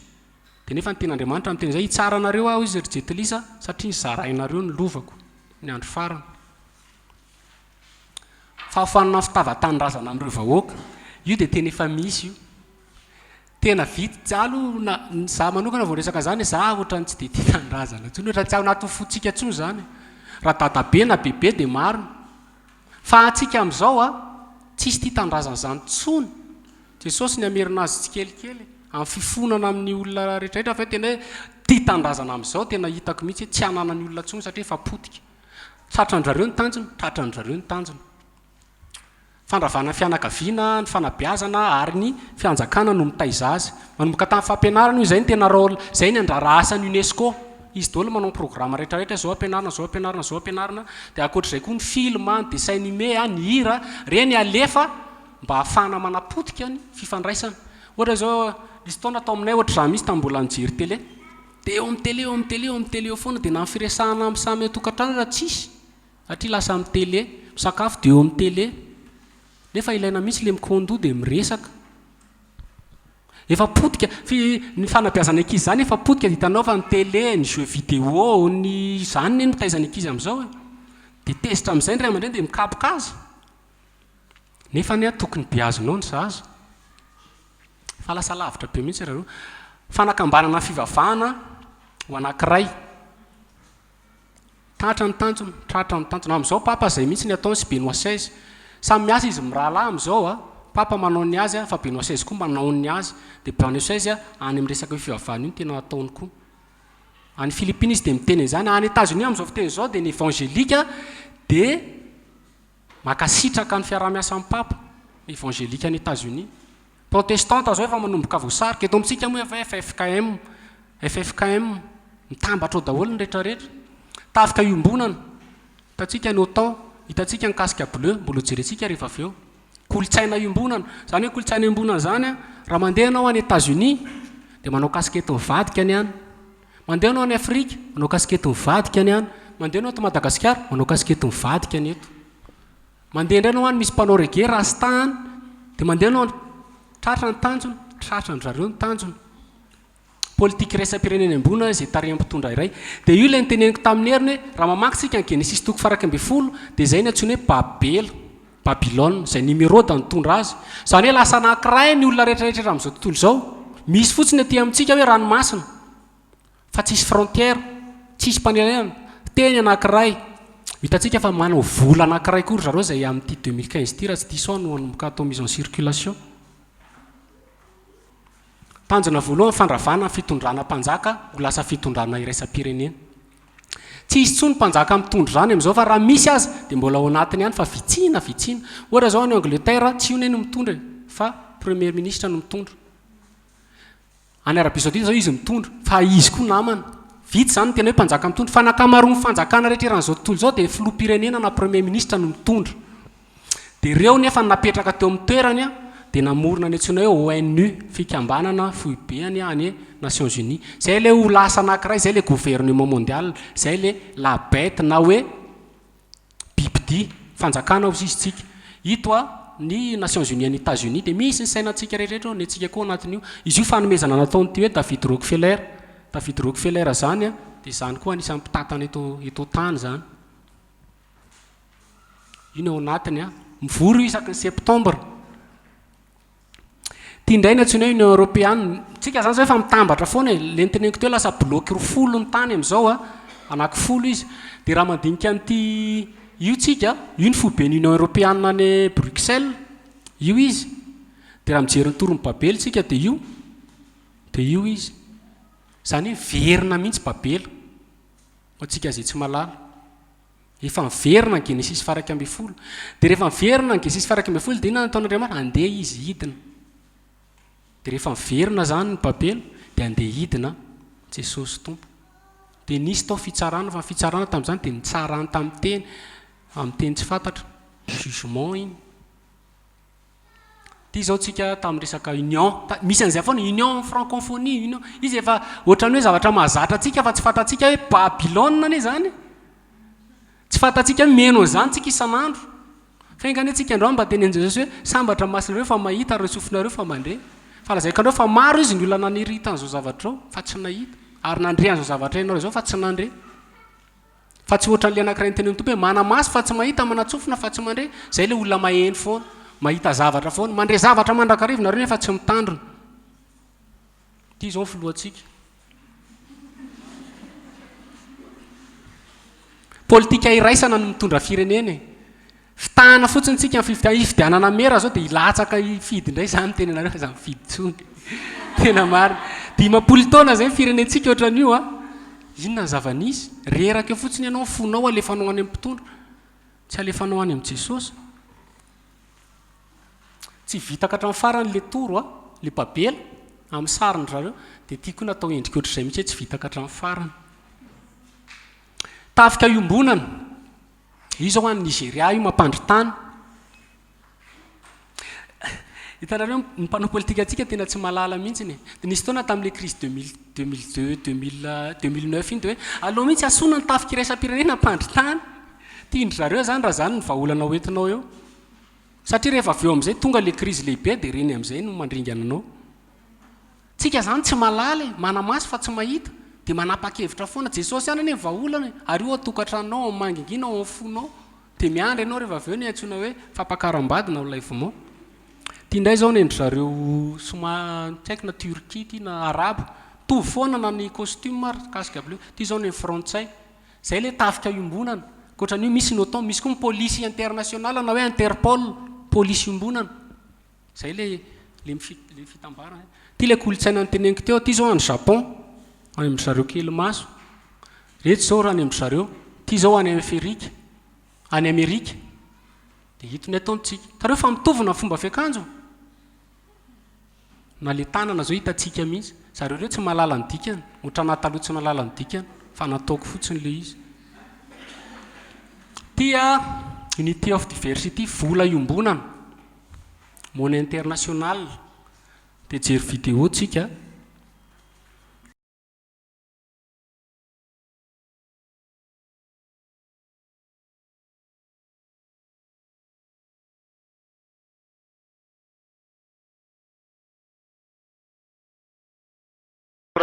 But now, this is a constant subject for our discussions, and we are discussing the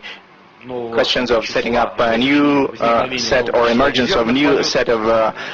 reserve currencies, including possibility of emergence of ruble as such a currency, even if it's not reflected in our declarations, and the question of supranational currency. Incidentally,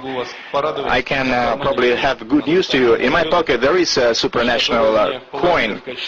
which was a gift given to me. And this is one unit of testing, probing unity and diversity it's referred to, and it's referred to as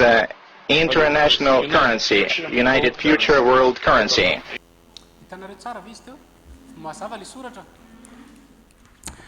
Izy iny amin'ny 2015 ity no manomboka ho atao alefonsa à Paris taka zany fa alohan'izay a zay aloha ny tenendrareo fa tsy haiko na ho tanteraka ihany fa alohan'izay dia tsy maintsy misy antsoina hoe crash financiaire mondiale lehibe mbola pirano tamin'ny 2008 tamin'ny 2008 zany ianao nanambola tao amin'ny banky raha pitsy ianao tsy manambola tsony satria ireo banky rehetrarehetra mila ampifandraisina anankiray zareo miasa amin'ilay antsoina hoe crise ohatra le teneniko teo ny templier a mba hahafahany misintona ny volanao a nisy insécurité zany dia lasa ohatrany hoe mahatoky ianao dia apetraka ao amin'ny olona mahatoky ny volanao ny puce koa mantsy io puce io hidirantsika zay ny puce mialohan'ny puce tsy maintsy hito ny puce amin'ny 2017 any États-Unis fa misy lalàna fa tsy maintsy atao amin'ny olona rehetra ny puce amin'ny 2017 fa alohan'izay hito aloha mbola atao amin'izay mba tsy manahirana be mantsy le échange taraha hoe fanakalozinao manahirana be euro zao lasa 15 000 ana dia na manakalo amin'izany raha misahirana zareo misy vola very misy fotoana very dia raha atao anankiray izy mivoly iraisam-pirenena dia naizanaiza ianao mandeha naizanaiza zany hoe milamina tsara dia tanteraka ihany koa ny puce électronique tsy miasa be na ny ordinateur zany hoe solution zany dia vola anankiray iombonana dia tsy maintsy aravana daholo ny banque rehetrarehetra izy crise atoato mbola hitoy io dia raha jerentsika io a jerevo tsara le sary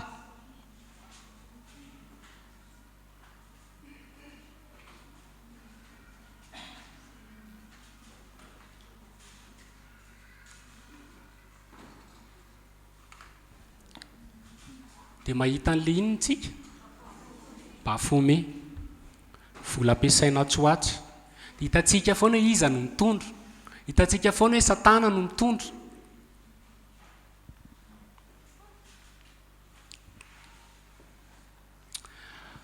religion na fivavahana iombonana nandritry ny taona 2003 ka hatramin'izao a dia inefatra no mivory ireo fivavahana lehibe totany any Astana any Kazakhstan. Ny mampiavaka an'io tanàna io dia mitodika miantsona ny ilany teneniko nareo teo hoe fivavahana any Astana. Astana io any Kazakhstan zany hoe izy io zanatany rosianina tamin'ny fotoan'androna fa ny mampiavaka raha vadika anao fotsiny le Astana dia ataonao dia mahita satana ianao. Io le Astana zao hitanareo le piramide hitanareo le piramide reto toro reto tsika zany ty le tilikambo tadio foana babely nanao tilikambo izy toro na hoe zigorata tao izy tamin'izany ty zao le tany Astana reo daholo zareo ny jiosy tany ny solotena ny juifa ny silamo a ny fivavahana rehetra jerentsika moa sary rehefa avy eo ohatr'izao ny ao anatiny tareo fa triangle be daholo hitantsika tsara le fanamariana teo le symbole le marque andrareo hoe triangle dia ry zao misy mopera dia hito zao misy boudista ty zao a musée andry zareo sa tsy tadidiko fa ny Astana any io a tsy haiko na centre commercial fa tilikambo avy be io misy zavatra be da be ao anatiny dia ohatr'izao zareo efa mivory a io hoe World Council of Church ao daholo mahita rehetra ty Henri Kissinger izy io nanomboka tamin'ny 1960 mandraky ty ny androany dia ao foana ao Maison Blanche zany hoe filoham-pirenena no miova fa io tsy miova zany conseiller spécial amin'ny Barack Obama io zao zany hoe reo no mpanao politika any Amerikana mpanao politika iraisam-pirenena ohatr'izany koa le Rockefeller ohatr'izany koa hoe Rothschild ohatr'izany koa reny hoe Bush reny na hoe Prescott Bush zay mety ho lasa filoham-pirenena indray ny zandry ny atsoatsy dia mitovy foana ohatr'izao ato zao misy finoana hafa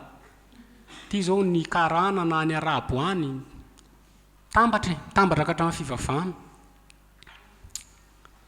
io ny logo andry zareo dia jery video indray tsika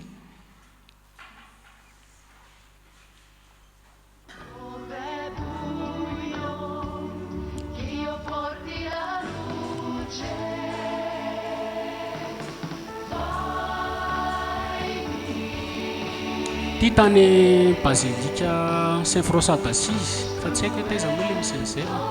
adiniko naka fanamarina dia reo daholo zareo misy kabary mipeno asaizy tamin'io dia misy karana misy dohatrizay foana mila mitambatra tsika ao izy fa mifamoana zay foana le antsoina hoe idirantsika rehefa hoe ordope kao reo daholo finoana rehetra eran'izao tontolo izao efa hitambatra zay le antsoina hoe bibidi satria fanjakana ray zany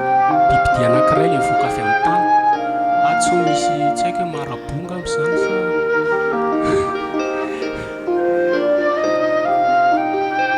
fa tena zany mihitsy ka hatramin'ny vodo be da be ne ka reo mitovy foana mantsy eo ambony mifanaray no mitatana dia tsisy mahasamy hafa azy reo dia misy ato zao boudista ao daholo aza varintsika efa andro farany zao fo azy dia ny zavatra magaga dia zao a tia papa ny orthodoxe dia tia ny anglikana dia papa foana no mitarika dia papa foana mbola mahazo toerana io mandohalika dia mahazo seza fa zareo tsy mahazo tareo hoe le bibidi papa foana io Vatican le vehivavy janga moa zany tiako tenenina satria bibidi fanjakana tanareo dia papa zao no mahazo an'iny fa zareo tsy mahazo nefa reo samy lehibe a filoa pitarika ty zao papa ny orthodoxe vaovao vetivety tamin'ity volany ity a dia nanao sony papa François sy le papa ny orthodoxe iny satria ny katolika misy anankiroa misy ny orthodoxe atson'ilany dia misy ny romana dia romana le hitantsika ty io fa ny orthodoxe reny any Turquie sy ohatrohatr'izay fa hitambatra ry zareo zany zao efa any le izy dia Simone Peres koa président israélianina io niteny mihitsy niteny tamin'ny papa izy hoe nakany Vatican izy dia niteny mihitsy hoe tsy mety ozy izy ty islam mamono kristianité fa raha tambatsika amin'ny finoana ozy izy dia mitovy a dia tsy mifamono tsony zay ny dika ny krizy tadilo ny tena hoe le biby ty dia mivoaka avy amin'ny ranomasina na tonga ny zavatra anankiray zay le forcé ny alliance misy DVD manazava an'izay mahatonga an'izany hoe ho tanteraka dia asiana krizy dia gaka sika mahita silamo famonjy fa io zao rehefa mitovy ny lehibe mpitarika amin'ny teny tsy mety tsony ny fanaiky ohatrany nanaovan'ndrareo ny ONU ohatr'izany eny antsoina hoe tsy tonga amin'izao mihitsy sika firenan-kambana raha tsy nisy ady satria ohatra hoe fanjakana malagasy ao ny teny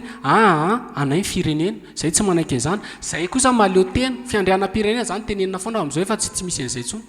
dia asiana ady dia mifamono dia inona amin'izay ny tenenina rehefa avy eo hitareo fa mifamonontsika betabe ny olona maty fa raha mitovy ny fitantanantsika mitovy eritreritra sika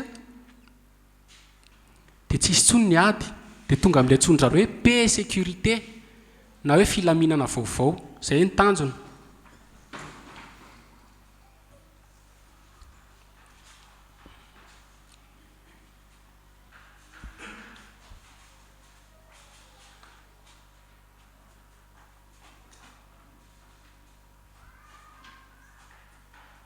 zao volazan'ny tenin'Andriamanitra ny amin'ny Koritiana toko Koritiana faharoa andininy fahinaka hatramin'ny efatra ambin'ny folo aza mety asiga zioga aza mety asiana zioga tsy atonona anareo ikambanana amin'ny tsy mihina fa inona ny iraisany fahamarinana sy ny fahotana ary inona ny ombona mazava sy ny maizina zany amin'Andriamanitra tsisy an'izany communisme zany tsisy an'izany ary inona ny fanarahan'ny Kristy sy Belialy na koa hoe Satana ary inona ny iraisan'ny anjara mihiny sy ny tsy mihina ary inona ny ikambanan'ny tempolin'Andriamanitra amin'ny sampy fa isika ny tempolin'Andriamanitra araka nataon'Andriamanitra hoe onona ao aminy aho dia andeha ho aminy ary izy oloko koa mivoa eo aminy ianareo ka misara aminy io Jehova ary aza manindrisy zavatra tsy madio ary izao andray anareo zany hoe mila mivoaka zay le mivoa amin'ny Babilôna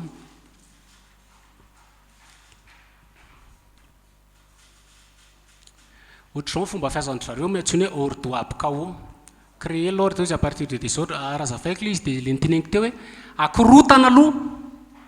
da avy eo alamina dia jere fa ny firenena rehetra ka hatramin'ny Madagasikara dia tsy mahita mihany rehefa misy korotana foana isa-folo taona zay ka dia manao crise foana dia misy foana io zay le teneniko hoe ny fonareo aza atao amin'ny Madagasikara ny fonareo aza atao hoe ilamina ty tany ty fa raha mamaky ny baiboly nareo dia hitanareo fa any am-parany any dia isy andro mahory isy crise isy korotana satria zay foana na resaka toe-karena ary toe-karena zany raha ohatra hoe nanao tômôbila zao zareo taloha nataony tsara be mafy be ny tômôbila dia lasa tsisy vola miverina dia atao tsy dia matezateza firy-tsony dia amin'izay anao manamboatra miodina ohatr'izay zany ny tany raha ohatra zao ka milamina be manana trano tsara be daholo tsika rehetra tsisy tsony ny mpanamboatra trano fa asiana ady aloha dia ravarava daholo ny trano rehetra dia mivelona indray ny société na ny entreprise ohatrohatra zany le izy raha ohatra hoe raisitsika tendrony fa tena zany ny antsoina hoe hors d'oabkao manakorotana aloha dia alamina dia raha vao milamilamina kely indray dia akorotana aloha dia alamina raha vao milamilamina kely indray dia akorotana aloha dia alamina dia raha vao nisy any Illuminati dia fantatsika hoe jésuite ny tao ambadika dia nisy ny révolution française taona 10 taona taorina dia nisy ny polonaise ny espagnol nisy ady première guerre ady lehibe faharoa ady lehibe fahatelo ny tany sovietika ny ady lehibe misy ady foana zany ny fomba fiasan'ny zareo tonga avany amin'ny tanjany ny antsony zareo io le efa niteneniko teo dia akorotana amin'ny lafiny maro misy ara fitaovana ny ampiasainy zareo amin'io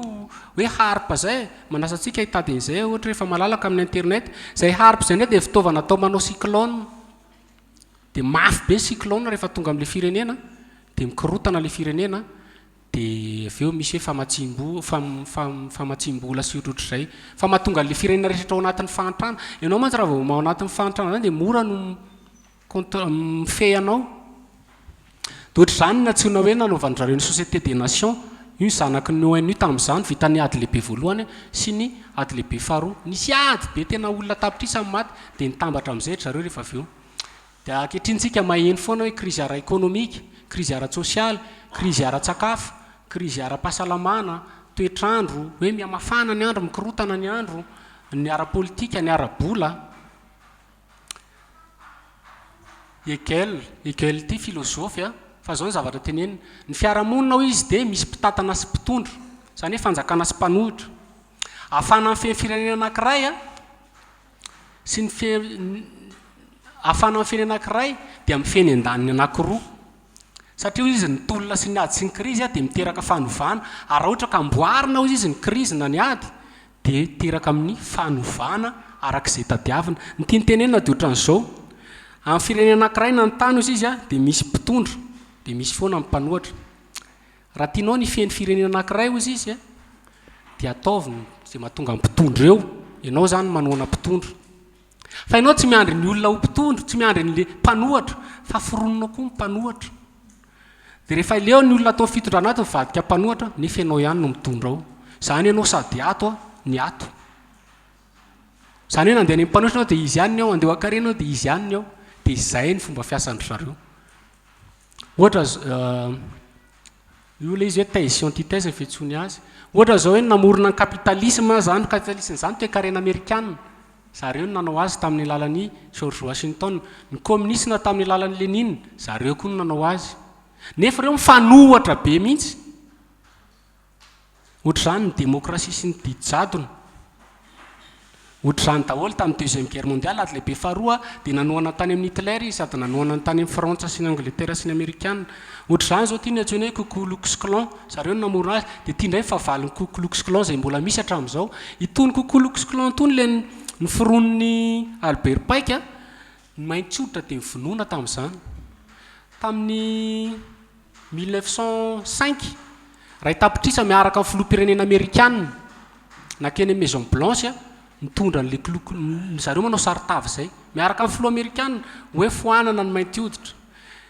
10 taona tateoriana tamin'ny 1995 sivy taona tateoriana dia tia indray no mitondra olona ray tapitrisa miaraka tamin'ny filohany satria ny dikany ty nation of islam amin'ny fitenenareo zany hoe saka salamy fa finoana mainty hoditra daholo nireo zay mifanohatra amin'ito dia ireo olona reo dia miady amin'ny fony fa valitsika amin'ny fotsy hoditra retsy indray miady amin'ny fony hoe fa valitsika mainty nefa ny eo ambony ao olona ray no mitondra sy mitantana zany hoe miadiady foana sy mifamono fotsiny tsika dia tia misy an'teo William James Gaker ty nanoatra n'ity boky ty hoe échec eo ambonin'ny échec zany hoe hitanao le échec reny dia zao voalaza ao izy io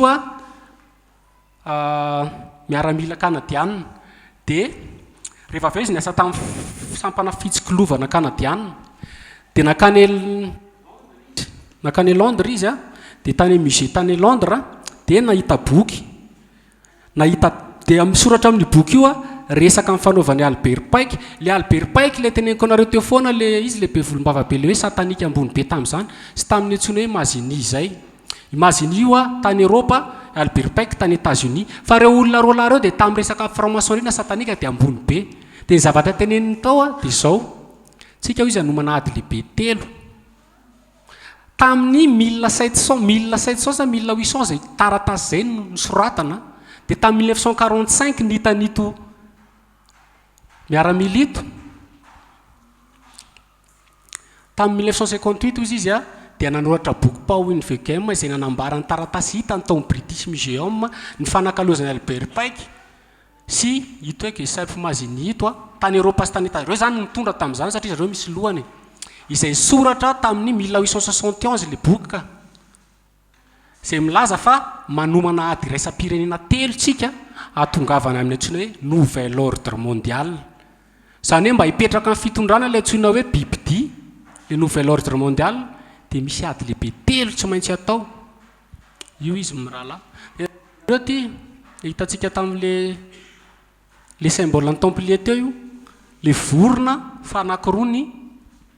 lohany dia izy manao ny teo 33 dikany 33 zany fa hidirantsika sy rehefa eo izy ny farany ambony indrindra amin'ny satanika dia tia Mazini rehefa avy eo dia angamba antoizantsika amin'ny manaraka fa ny fehany aza matoky olona ny fehany reo zavatra rehetra dia voalaza amin'ny baiboly daholo izy fanjakana lehibe izy sady matanjaka teo alohany izy dia mbola tsy nisy takazy raha maka ny jeremitsika ary ny aoriany tsy hisy tsono misy firenena lehibe izy sady mitambatra ao izy ary ny baiboly miteny amin'ny Jeremia mihitsy hoe indro izy ho avy ny loza izay manjoa an-tany rehetra avy any varatra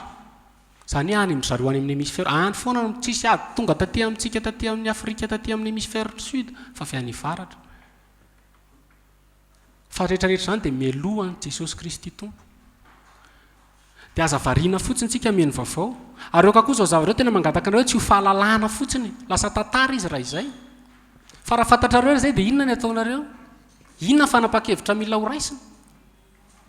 ahoana raha ho avy Jesosy ahoana raha ho avy io ahoana raha ho avy le fampakarana satria ny olona hiakatra dia olona masina olona marina zay ihany anie ny hiala amin'ireny resaka teneko teny nouvel ordre mondial olona zay hoentin'i Jesosy dia anjavona zay ihany dia nakoatr'izay zany tsy maintsy hiaina ny antsoina hoe nouvel ordre mondial tsy maintsy hiaina ny antsoina hoe ady tsy maintsy hiala ny antsoina hoe mosara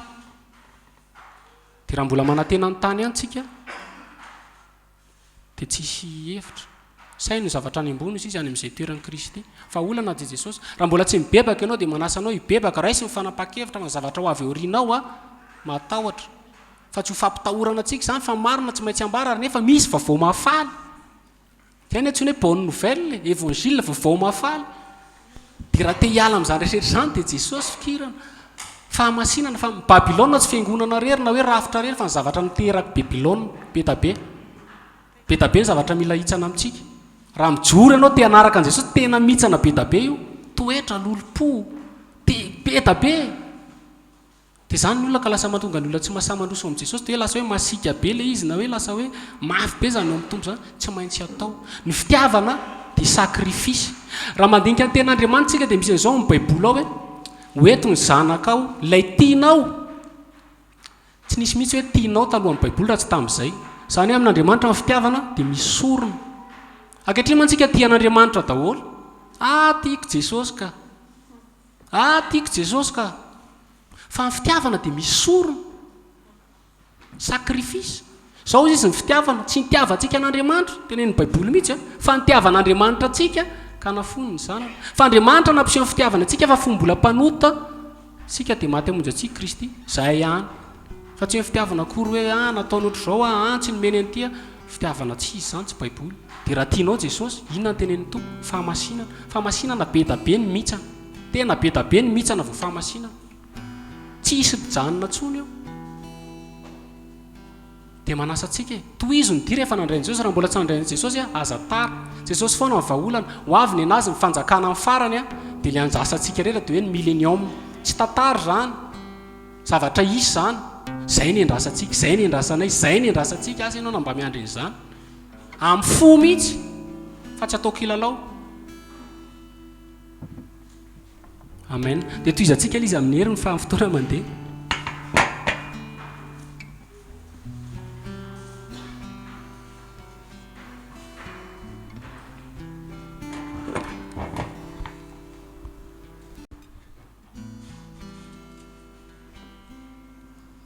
lavalava izay zavatra rehetra teo zay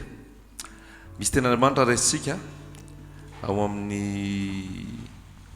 Jaona 17 inona no ataonao anahoana ny fiainanao inona ny zavatra ao atao alohana zay rehetrarehetra zay Jaona 17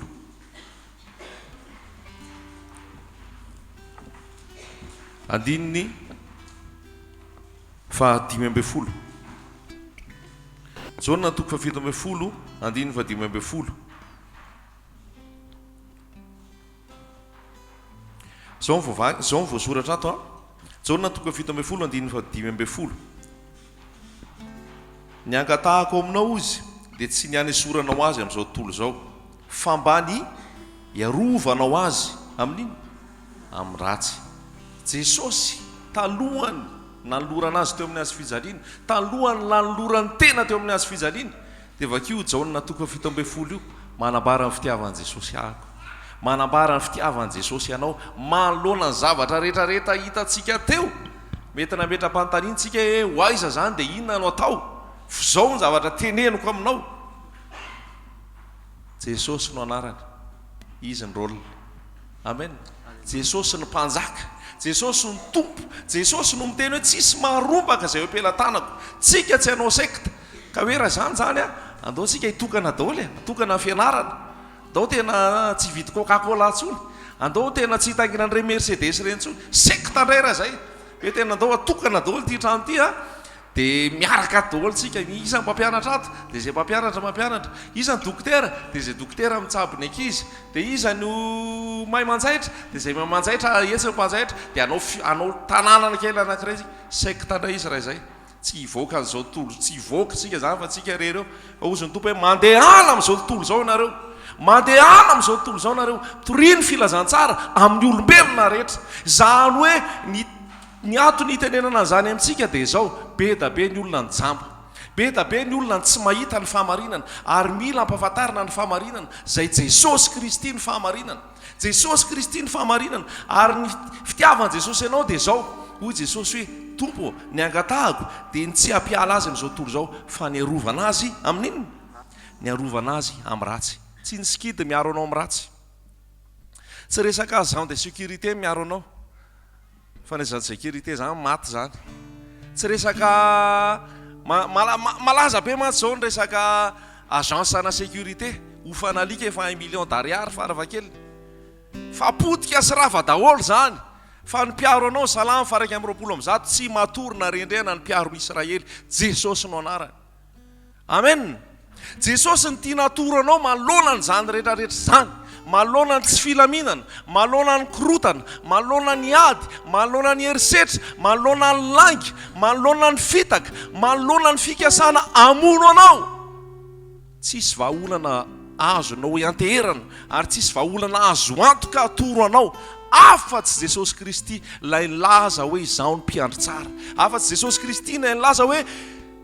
ny mpiandro tsara manolotra ny ainy amonjy ny ondriny afa-tsy Jesosy Kristy lay milaza hoe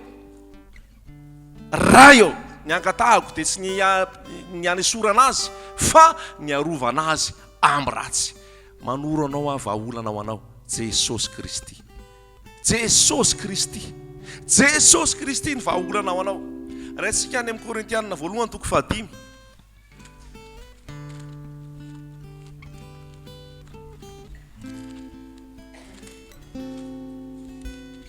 Korintianina voalohany toko 5 andininy 7 mety misy mieritreritra masy ianao zao hoe ahoana moa zany ny ainako fa ny patroako nge ohatra ny ao ambonimbony ao koa misy azy ary rehefa hitako izy ohatra manao ohatra n'izao koa dia hiala amin'ny fiasana ve zany zany hoe le pratika zany tiako resahana amintsika zao hoe inona ny pratika rehefa nisy an'ilay zavatra rehetrarehetra teo hiala amin'ny asa sao dia misy démissionna be da be tsy mitenenao mihitsy hoe démissionné fa amin'ny asanao tsisy resaka an'izay mihitsy teto fa alao hazava tsara na hoe hitokamonina tsy napetraka ny tompo amin'izany tsika Korintianina voalohany toko 5 andininy 7 nanoratra taminareo amin'ny taratasiko mba tsy iraisanareo amin'ny mpijangajanga tsy hoe hisaraka amin'ny tanteraka nefa amin'ny mpijangajanga zao tolo zao na amin'ny mpity vola na amin'ny mpamiravira na amin'ny mpanompo sampy raha zany ozy izy dia tokony miala amin'izao tontolo zao tsika vakio kely amin'ny teny gasy hoe zay manana teny gasy ao azafady fa adikako teny frantsay mantsy izay Korintianina voalohany toko 5 andininy 7 nanoratra taminareo teo amin'ny epistily aho mba tsy hiaroaroanareo amin'izay mpijangajanga nefa tsy ny mpijangajanga rehetra amin'izao tontolo zao atreo aloha nanoratra aminareo tsy mba tsy hiaroaroanareo amin'izay mpijangajanga nefa tsy ny mpijangajanga rehetra amin'izao tontolo zao dia toy izy na ny pierina sy ny mpanao ankerina ny pierina dia hoe olona tia vola manompo vola na ny mpanao ankerina na ny mpanompo sampy fa raha izany dia tsy maintsy miala amin'izao tontolo zao ianareo fa raha izany ozy dia tsy maintsy miala amin'izao tontolo zao ianareo zany hoe raha inteny zany Paoly hoe miala amin'ny mpijangajanga rehetra miala amin'ny mpanompo sampy miala amin'ny tia vola miala amin'ny mpanao ankerina raha nyteny zay Paoly izy dia tsy niteny izy hoe tsy ny rehetrarehetra ny alanareo fa raha zay no ataonareo a dia nidika zay mila tsy eto tantsony zany misy anareo azonareo ve le zavatra tiana tenena tsy hoe hiala amin'ireny olona rehetrarehetra reny tsika ozy mazava ve hatreto raha patroanao zany tsy pino ray aman-dreninao tsy pino manodidina anao tsy pino tsy miteny ny tompo hoe miala tao voaray tsara zay a mazava zay hatreto a fa jerevo amin'izay le toy fa nanoratako taminareo dia ny mba tsy hiaroaroanareo aminy raha misy atao hoe rahalahy nefa mpijangajanga raha misy atao hoe rahalahy nefa mpijangajanga mba tsy aroaronareo aminy dia tsy aroaronareo amin'izay milaza ho rahalahy nefa mpijangajanga na pierina na pierina mpivola zany na mpanompo sampy na mpanaratsy na mpimamo na mpanao ankeriny dia aza miara-mihinana akory amin'ny toy izany ianareo. Amen. Zavatra anankiroa zany ny tiany tompo lazaina aminao. Voalohany dia zao, raha eto amin'izao tontolo zao ianao tsy an'izao tontolo zao ianao, tsy naman'izao tontolo zao ianao, Jesosy mivavaka ao anao mba hiarovana anao amin'ny ratsy fa tsy hanesorana anao amin'izao tontolo zao. Raha misy fanerasera aminao, mpampiasa anao, lehibe anao ao anatin'ny resaka rehetrarehetra teo, dia ozy ny tompo hoe ny tompo tsy miteny hoe mialahy tamin'ireny olona ireny, fa ozy ny tompo hoe raha misy olona miteny anao ahoana rahalahy, ahoana ranabavy nefa mpijangajanga, nefa tia vola, nefa mpangalatra, nefa mpanompo sampy, aza miaraka amin'ireny na miara-misakafo amin'ny akory aza. Azontsika ve ny tiana tenena zany hoe rehefa pino ianao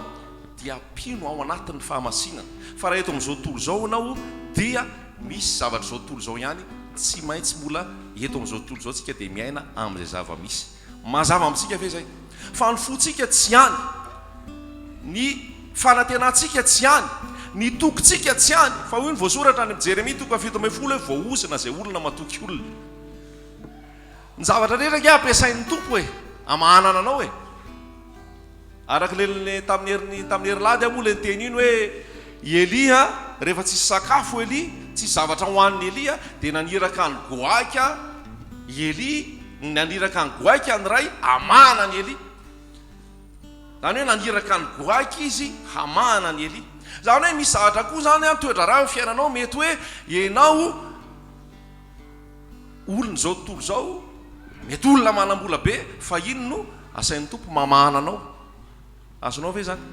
Fa ianao tsy miraitsy kombakomba ao anatin'ny fahotana, rapino izy, rapino izy. Mazava amintsika ve zay zavatra ohatrany mila fantaritsika izay.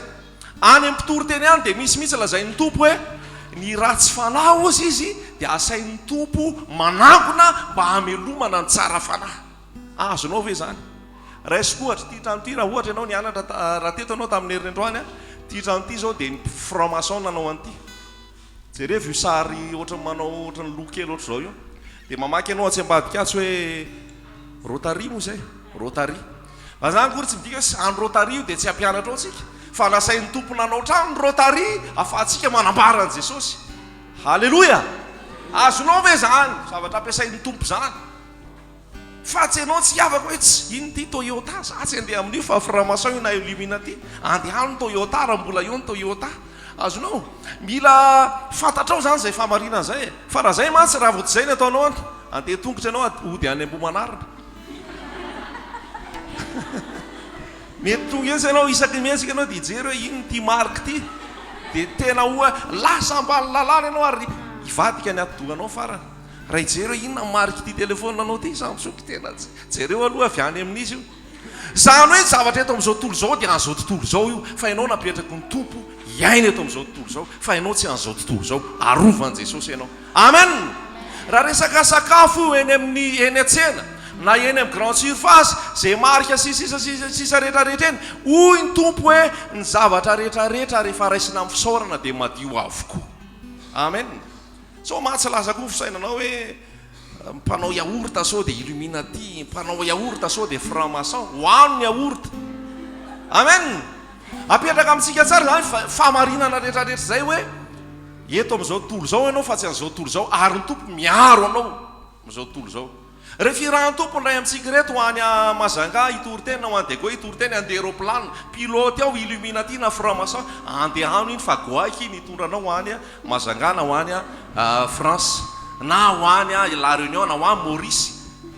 Dia mandehany ianao iny roplanina iny, ianao eto amin'izao tontolo zao fa tsy an'izao tontolo zao, tompo miaro anao. Mazava amintsika ve zay zavatra zay? Mapetraka tsara zay zavatra rehetrarehetra zay tsika an'izao tontolo zao fa tsy an'izao tontolo zao. Eto amin'izao tontolo zao fa tsy an'izao tontolo zao. Amen. Ny tompo hiaro anao amin'ny ratsy rehetra. Jesosy ny mpiandry tsara, jesosy ny vavahady jesosy ny miaro anao salamo fa 9 saramy fa 1 jaona na toko 10 miseho présente aminao jesosy hoe za mpiandry tsara raha zany idiran'ny olona dia hovonjeny izy efa niditra tamin'ilay vavahady hoe ianao jesosy le mpiandry tsara jesosy ny présenteko aminao fa zay firy-taona ny arahampy tamin'i jesosy zay tsy nanenina niaraka tamin'i jesosy satria matsiaro miadana ny fiadanana dia tsy araka n'izao tontolo zao hoe mahazo trano be mahazo vola be mahazo fiara be mahazo an'izao rehetrarehetra zao fa fiadanana jesosy mitoetra ao anatinao fiadanana dia jesosy mampilamina ny sainao tsy miakatra ny tension anao na lehibe anao na kely na antitra ianao efa antitra dia miakatra ny tension rehefa ao amin'i jesosy andrina ny fiadanany jesosy prince de la paix andrina ny fiadanana manome fiadanana ho anao zany eto amin'izao tontolo zao misamboaravoara eto amin'izao tontolo zao misafotofoto eto amin'izao tontolo zao ny olona kivy disy fanantenana ny eritreritra fa mahaolana mpitondra fa ny mpitondra tsy hamahaolana anao zany fa mpitondra vao mainka hitadiny azy inana ahitanao tsara fa jesosy any ny vahaolana amen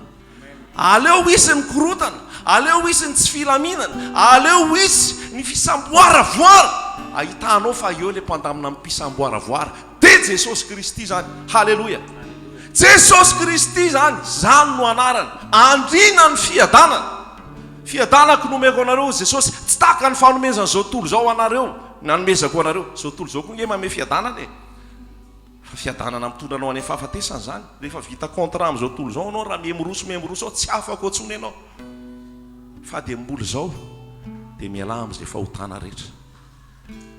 raha mbola misy le sarisary teo hoe iza le lazainao fa jesosy iza ny nakasary an' jesosy tsisy nakasary an' jesosy sa fa tonga dia ongota raha mbola misy an'izay ao antranao ka raha manana an' jesosy ianao jesosy efa nanambara amin'ny Deutéronomie toko 4 hoe aza asiana sarisary zany halleloia ongota raha misy sary ao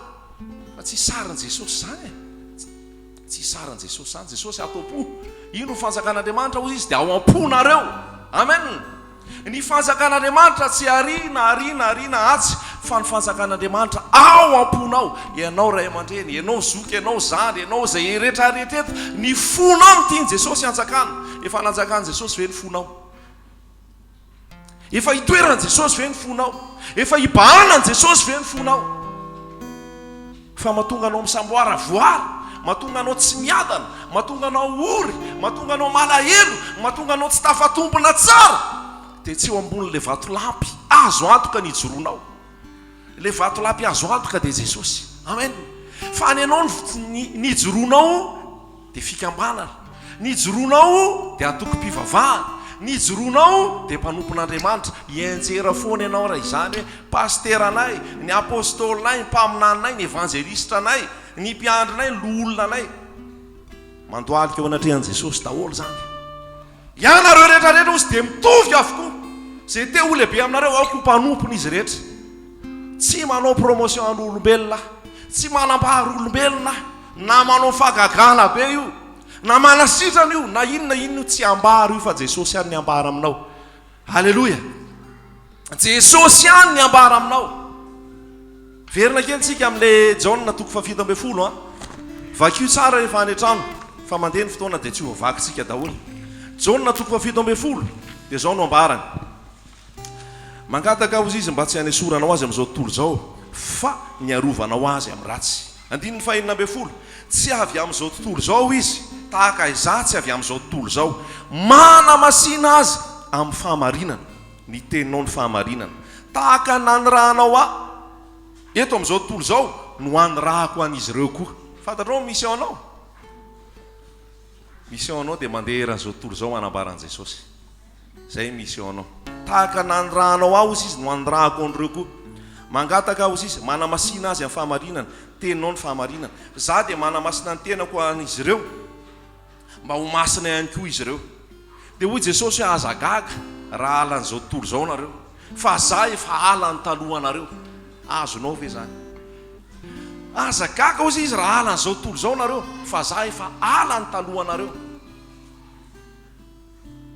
mbola mitarika asika hatrany ny fanamasina asan'ny apôstôly toko 7 asan'ny apôstôly toko 7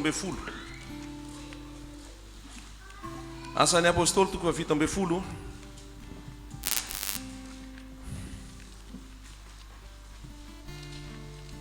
andiny fa fito ambyroapolo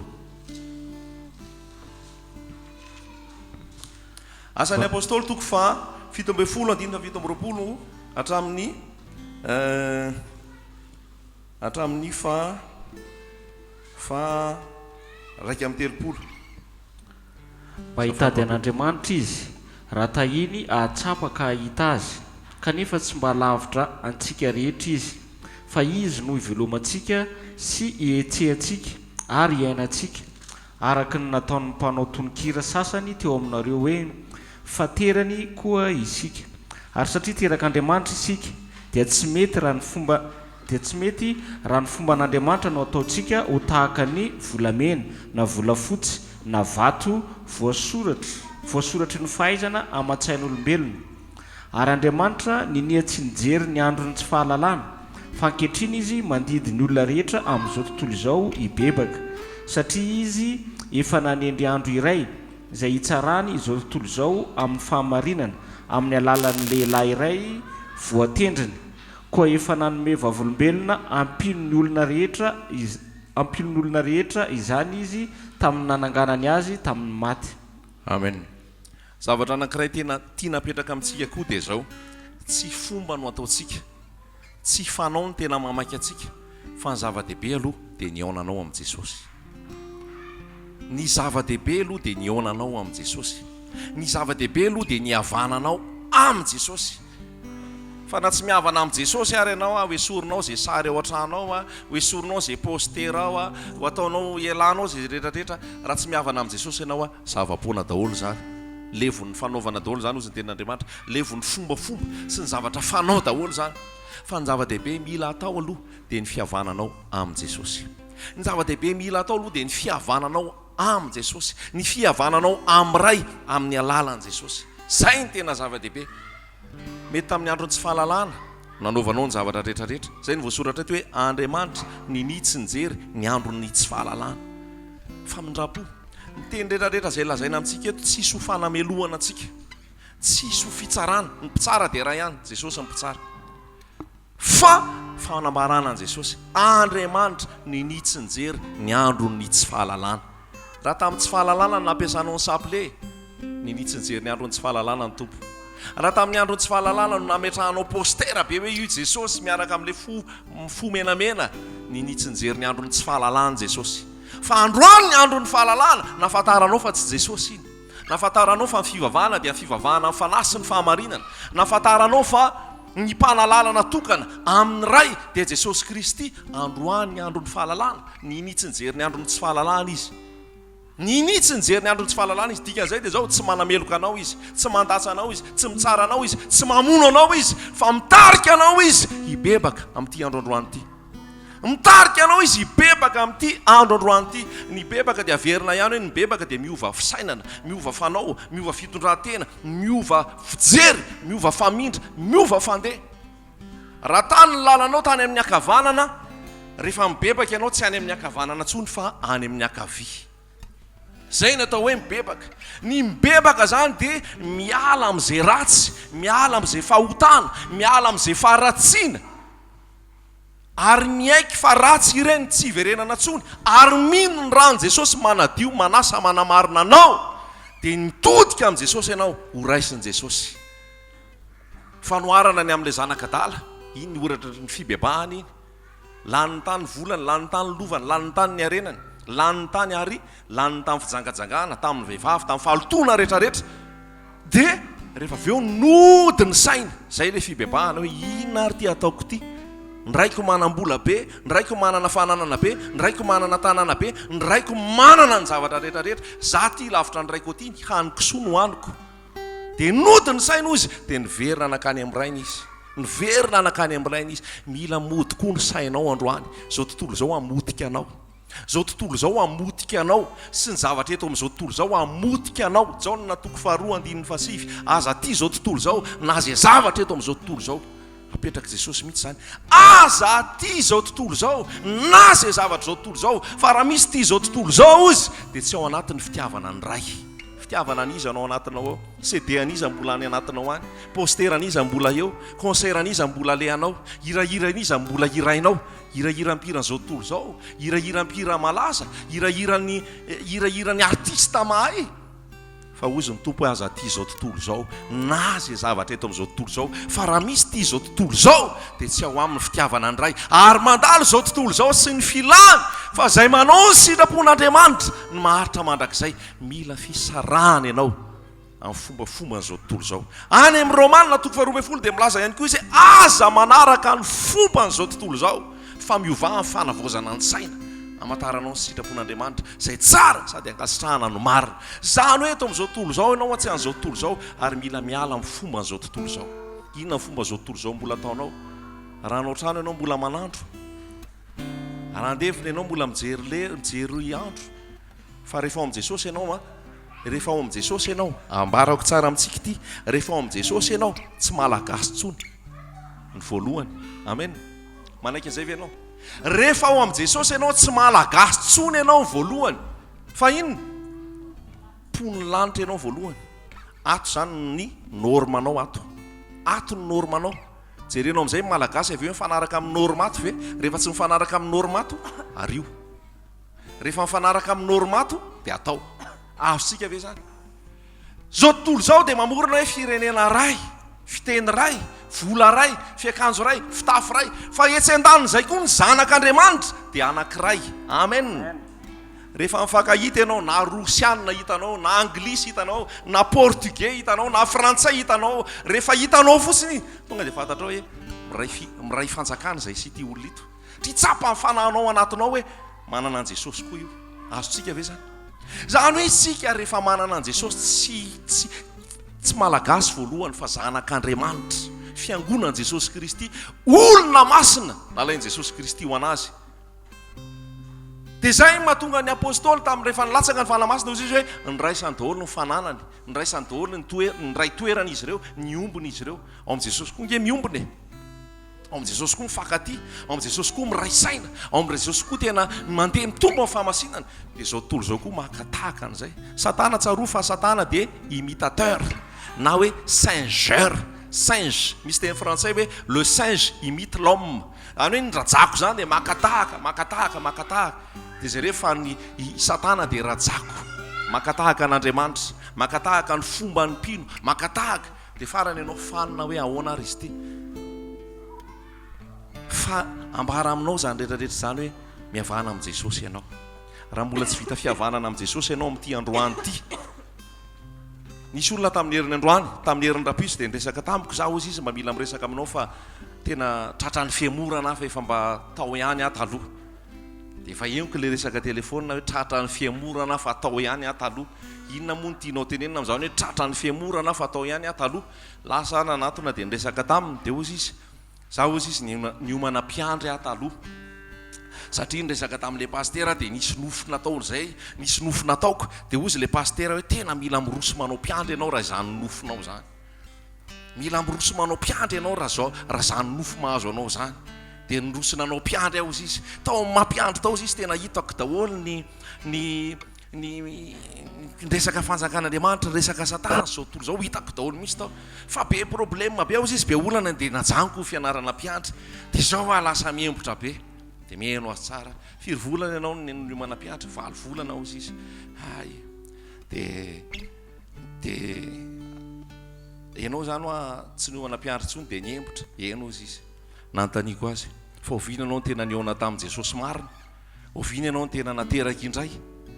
dia nantany anahy izy inona moa ny tena tianao tenenina amin'le nateraka indray inona moa ny tena tianao tenenina amin'le niona tamin'i jesosy ringana ny oloko noho ny tsy fisiny ny fahalalana everin'ny olona fa ny fionana amin'i jesosy everin'ny olona fa ny fidirana fanjakan'andriamanitra everin'ny olona fa nyfahazona fiainana mandrakizay dia ny fanaovana mpiandry na ny fidirana katekomena na ny fanaovana diakona na loolona na pastera tsisy hidirany miaraka amin'i jesosy mihitsy zany lazay koa anao tsisy hidirany miaraka amin'i jesosy mihitsy zany fa zany napetraka le zavatra rehetrarehetra nampianarina teo hoe ianao zany raha teo vovonjy dia mila anao miditra sampana amin'izay mba midira amin'izay fiangonana isan'andro mamidira amin'izay fiangonana rehefa lahady fa tsy mifidiranao fiangonana mahavoavonjy ianao lazaiko anao zany. Misy olona ngao 20 taona 30 taona fa ny sigara mbola tsy afaka aminy, ny kolokolo mbola tsy afaka aminy, ny risorisy mbola tsy afaka aminy, ny maso mbola jerijery vehivavy hafa mbola tsy afaka aminy, nefa izy efa manambady, ny fijangajangana mbola tsy afaka aminy. Dikan'izay lazaiko anao tiako tenena aminao tsy antoko mpivavahana velively, tsy fikambanana velively, tsy asa idiranao velively ny tiako lazaina aminao, tsy mamonjy anao zany, tsy mamonjy anao zany ny religion na fombafomba mpivavahana na asa atao vao maiky zany mamotika anao, vao maiky zany mitondra anao makany amin'ny fahaverezana, vao maiky zany mamery anao satria milamina ny sainao aiza efa katekomena zany dia efa voavonjika vao nandray aho tamin'ny lahady. Raha tonga Jesosy tsy anontany anao mihitsy hoe nandray ve anao tamin'ny lahady, teny aminao amin'izany. Raha tonga Jesosy tsy hiteny mihitsy izy hoe ianao ve mpiandry, ianao ve dekona, ianao ve loolona, ianao ve paster, ianao ve tsy haiko inona daholo, ianao ve sakristain mpamely lalakilosy. Ao amin'ny tompo tsisy mpamely lalakilosy zany, tsisy an'izany. Ny tompo tsy namorona sakristain. Raha mbola mitohy ilay tantara sy fampianarana mbola hitanao koa zany hoe fomba famelomana lakilosy sisa zany, fivavahana siro féniciana, fivavahana grika zany, dia mampamela lakilosy ireo, dia nangala tahaka koa ny Constantin zay emperora mpanjaka tamin'izany ary nanaforce hoe ny fivavahana kristianina dia tsy maintsy arahana, dia narahana daholo ny fomba rehetrarehetra. Parenthèse kely zay. Fandetavany tompo aminao tsy fanaovana asa, tsy fanaovana asa, tsy resaka asa, tsy resaka fanompona, tsy zany ny dedavany Jesosy aminao voalohany. Fandetavany Jesosy aminao voalohany, fonao ve efa hitoeran Jesosy, ny fonao ve efa hanjakan Jesosy. Misy olona tsy hitanao ao an-trano mihitsy vehivavy fa miaraka amin'ny Jesosy hono izy, maraina mandeha amin'ny enina, mbola manohy ihany amin'ny valo, mirava ny amin'ny enina, mirava ny amin'ny valo, tonga ndray amin'ny valo mbola ao ihany, tonga ny amin'ny folo mbola any ihany miaraka amin'ny Jesosy hono izy, tonga ndray ny fivavahana hariva mbola any ihany izy. Vady amanjana tsy raha iny fa ao an-trano ao. Tsy zany ny dedavany Jesosy aminao. Ao amin'ny epistily ao dia misy milaza mihitsy hoe raha misy tsy mamelona ny azy indrindra fa ny ankohonana dia rasy noho ny tsy mino izy. Raha misy tsy mamelona ny azy indrindra fa ny ankohonany dia ratsy noho ny tsy mino izy. Zany hoe zao zany zavatra tiako tenena amintsika, atsahary daholo aloha ny asa fanompoana rehetrarehetra, fa tsy zany ny ilain'i Jesosy aminao. Tsy seveanao hoe za nanompo an'izao, za nanao an'izao, za nivoaka tatsy amin'ny école zao, za nivoaka tamin'ny, tsy zany ny ilain'i Jesosy aminao. Ny famonjena dia ao anatin'ny ankohonana. Jereo fa Noa, ny olona voavontsy tamin'ny safodrano dia izy Noa valo mianaka. Izy ireo fiangonana FJKM ireo sa Luterana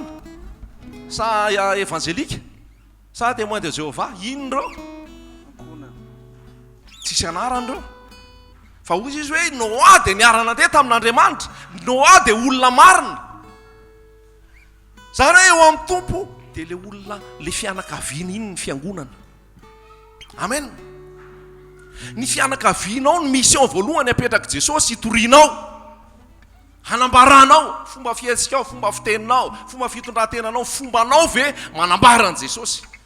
Tahaka izany koa Lota rehefa niala tao amin'ny ino ty izy teo,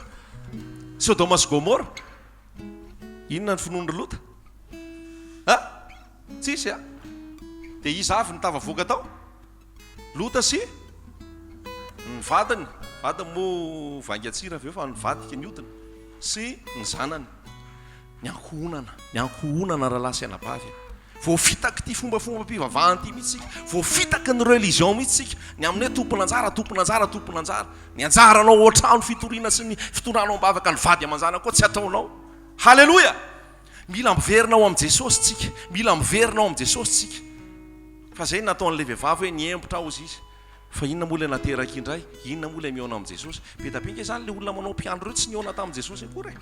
Petapenka re zany reo mandeha mitory reo tsy nihaona tamin'ny Jesosy akory. Fa inona ny ampianarin'ny paster any, inona ny ampianarin'ny mpiandry any, inona ny ampianarin' izay napetraka mpianatra any. Tsy hiprezante an'i Jesosy no atao fa hiprezante fombafomba, hiprezante resaka fitantanam-bola, hiprezante fomba fanangonana vola, fa tsy hiprezante an'i Jesosy, tsy hiprezante Jesosy amin'izao fotoana. tsy présente jesosy am'izao fotoana manafaka anao amin'ny fahatezerana, manafaka anao amin'ny fahazaran-dratsy, manafaka anao amin'ny fahotana maro isan-karazana. Tsy présente jesosy fa fomba ny saina ataonao dia vola ny saina alohanao. Ringana ny oloko no tsy fisiny ny fahalalana. Malahelo jesosy. Azay ny anton'izao fotoana izao, maimaimpona izao, tsisy vola laina na kely ary tsisy fitadiavam-bola na kely ary, fanambarana antsika amin'ny Jesosy hoe miavana amin'ny Jesosy inge ianao hoe. Miavana amin'ny Jesosy inge ianao, tsisy olona afaka torona ianao, tsisy atokom-pivavahana afaka torona ianao, tsisy fikambanana afaka torona ianao, fa ny atorona ianao dia ilay maty, nitsangana tamin'ny maty, mpanjaka ny mpanjaka, tompony tompo, Jesosy ny anarany. Halleloja! Zany no atoro aminao. Amen. Zany ny atoro aminao. Mila malala an Jesosy ianao, mila mafantatra an Jesosy ianao, mila tia be an Jesosy ianao. Fa tsy korve koa miaraka amin'ny Jesosy. Miaraka amin'ny Jesosy hono. Very raha tsy miaraka amin'ny Jesosy. Tsy tena zay loatra tsony ilay izy rehefa tafahoana amin'ny Jesosy ianao. Fa tena tianao fotsiny mihitsy Jesosy. Amen. Zany hoe tena tia ny fanamasina petraka any anatinao mihitsy zay fitiavana an Jesosy zay. Ohatran'ilay vehivavy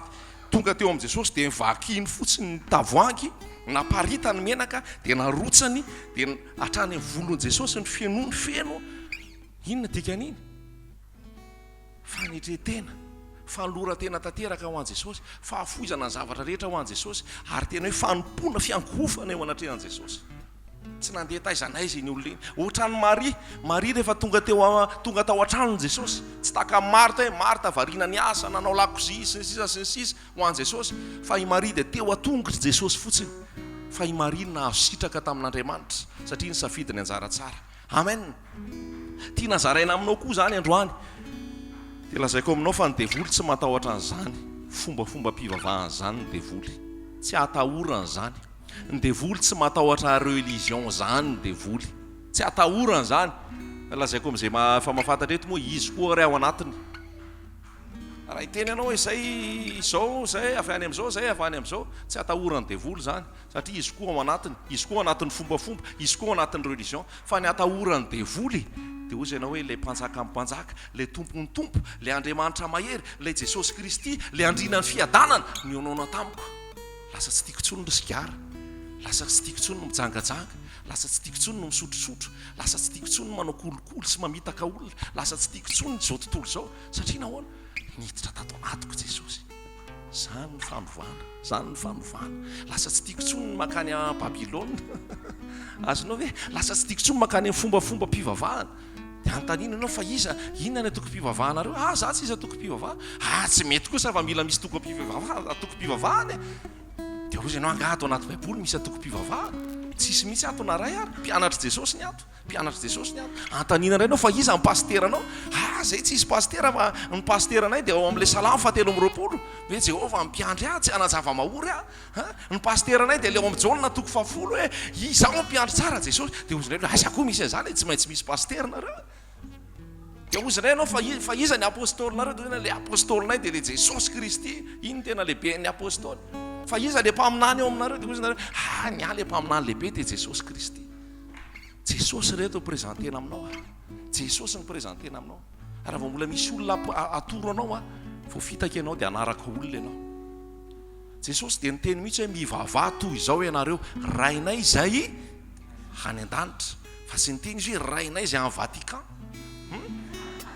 Azonao ve zany famarina ny tenin'Andriamanitra zany? Tsy niteny izy hoe rainay izay etsy amin'ny Roxy, na hoe rainay izay etsy amin'ny Rex, na hoe rainay izay atsy amin'ny Beoririka sy Akanjazavavy. Zay fanompo-tsampy hoe dadanay, mamanay.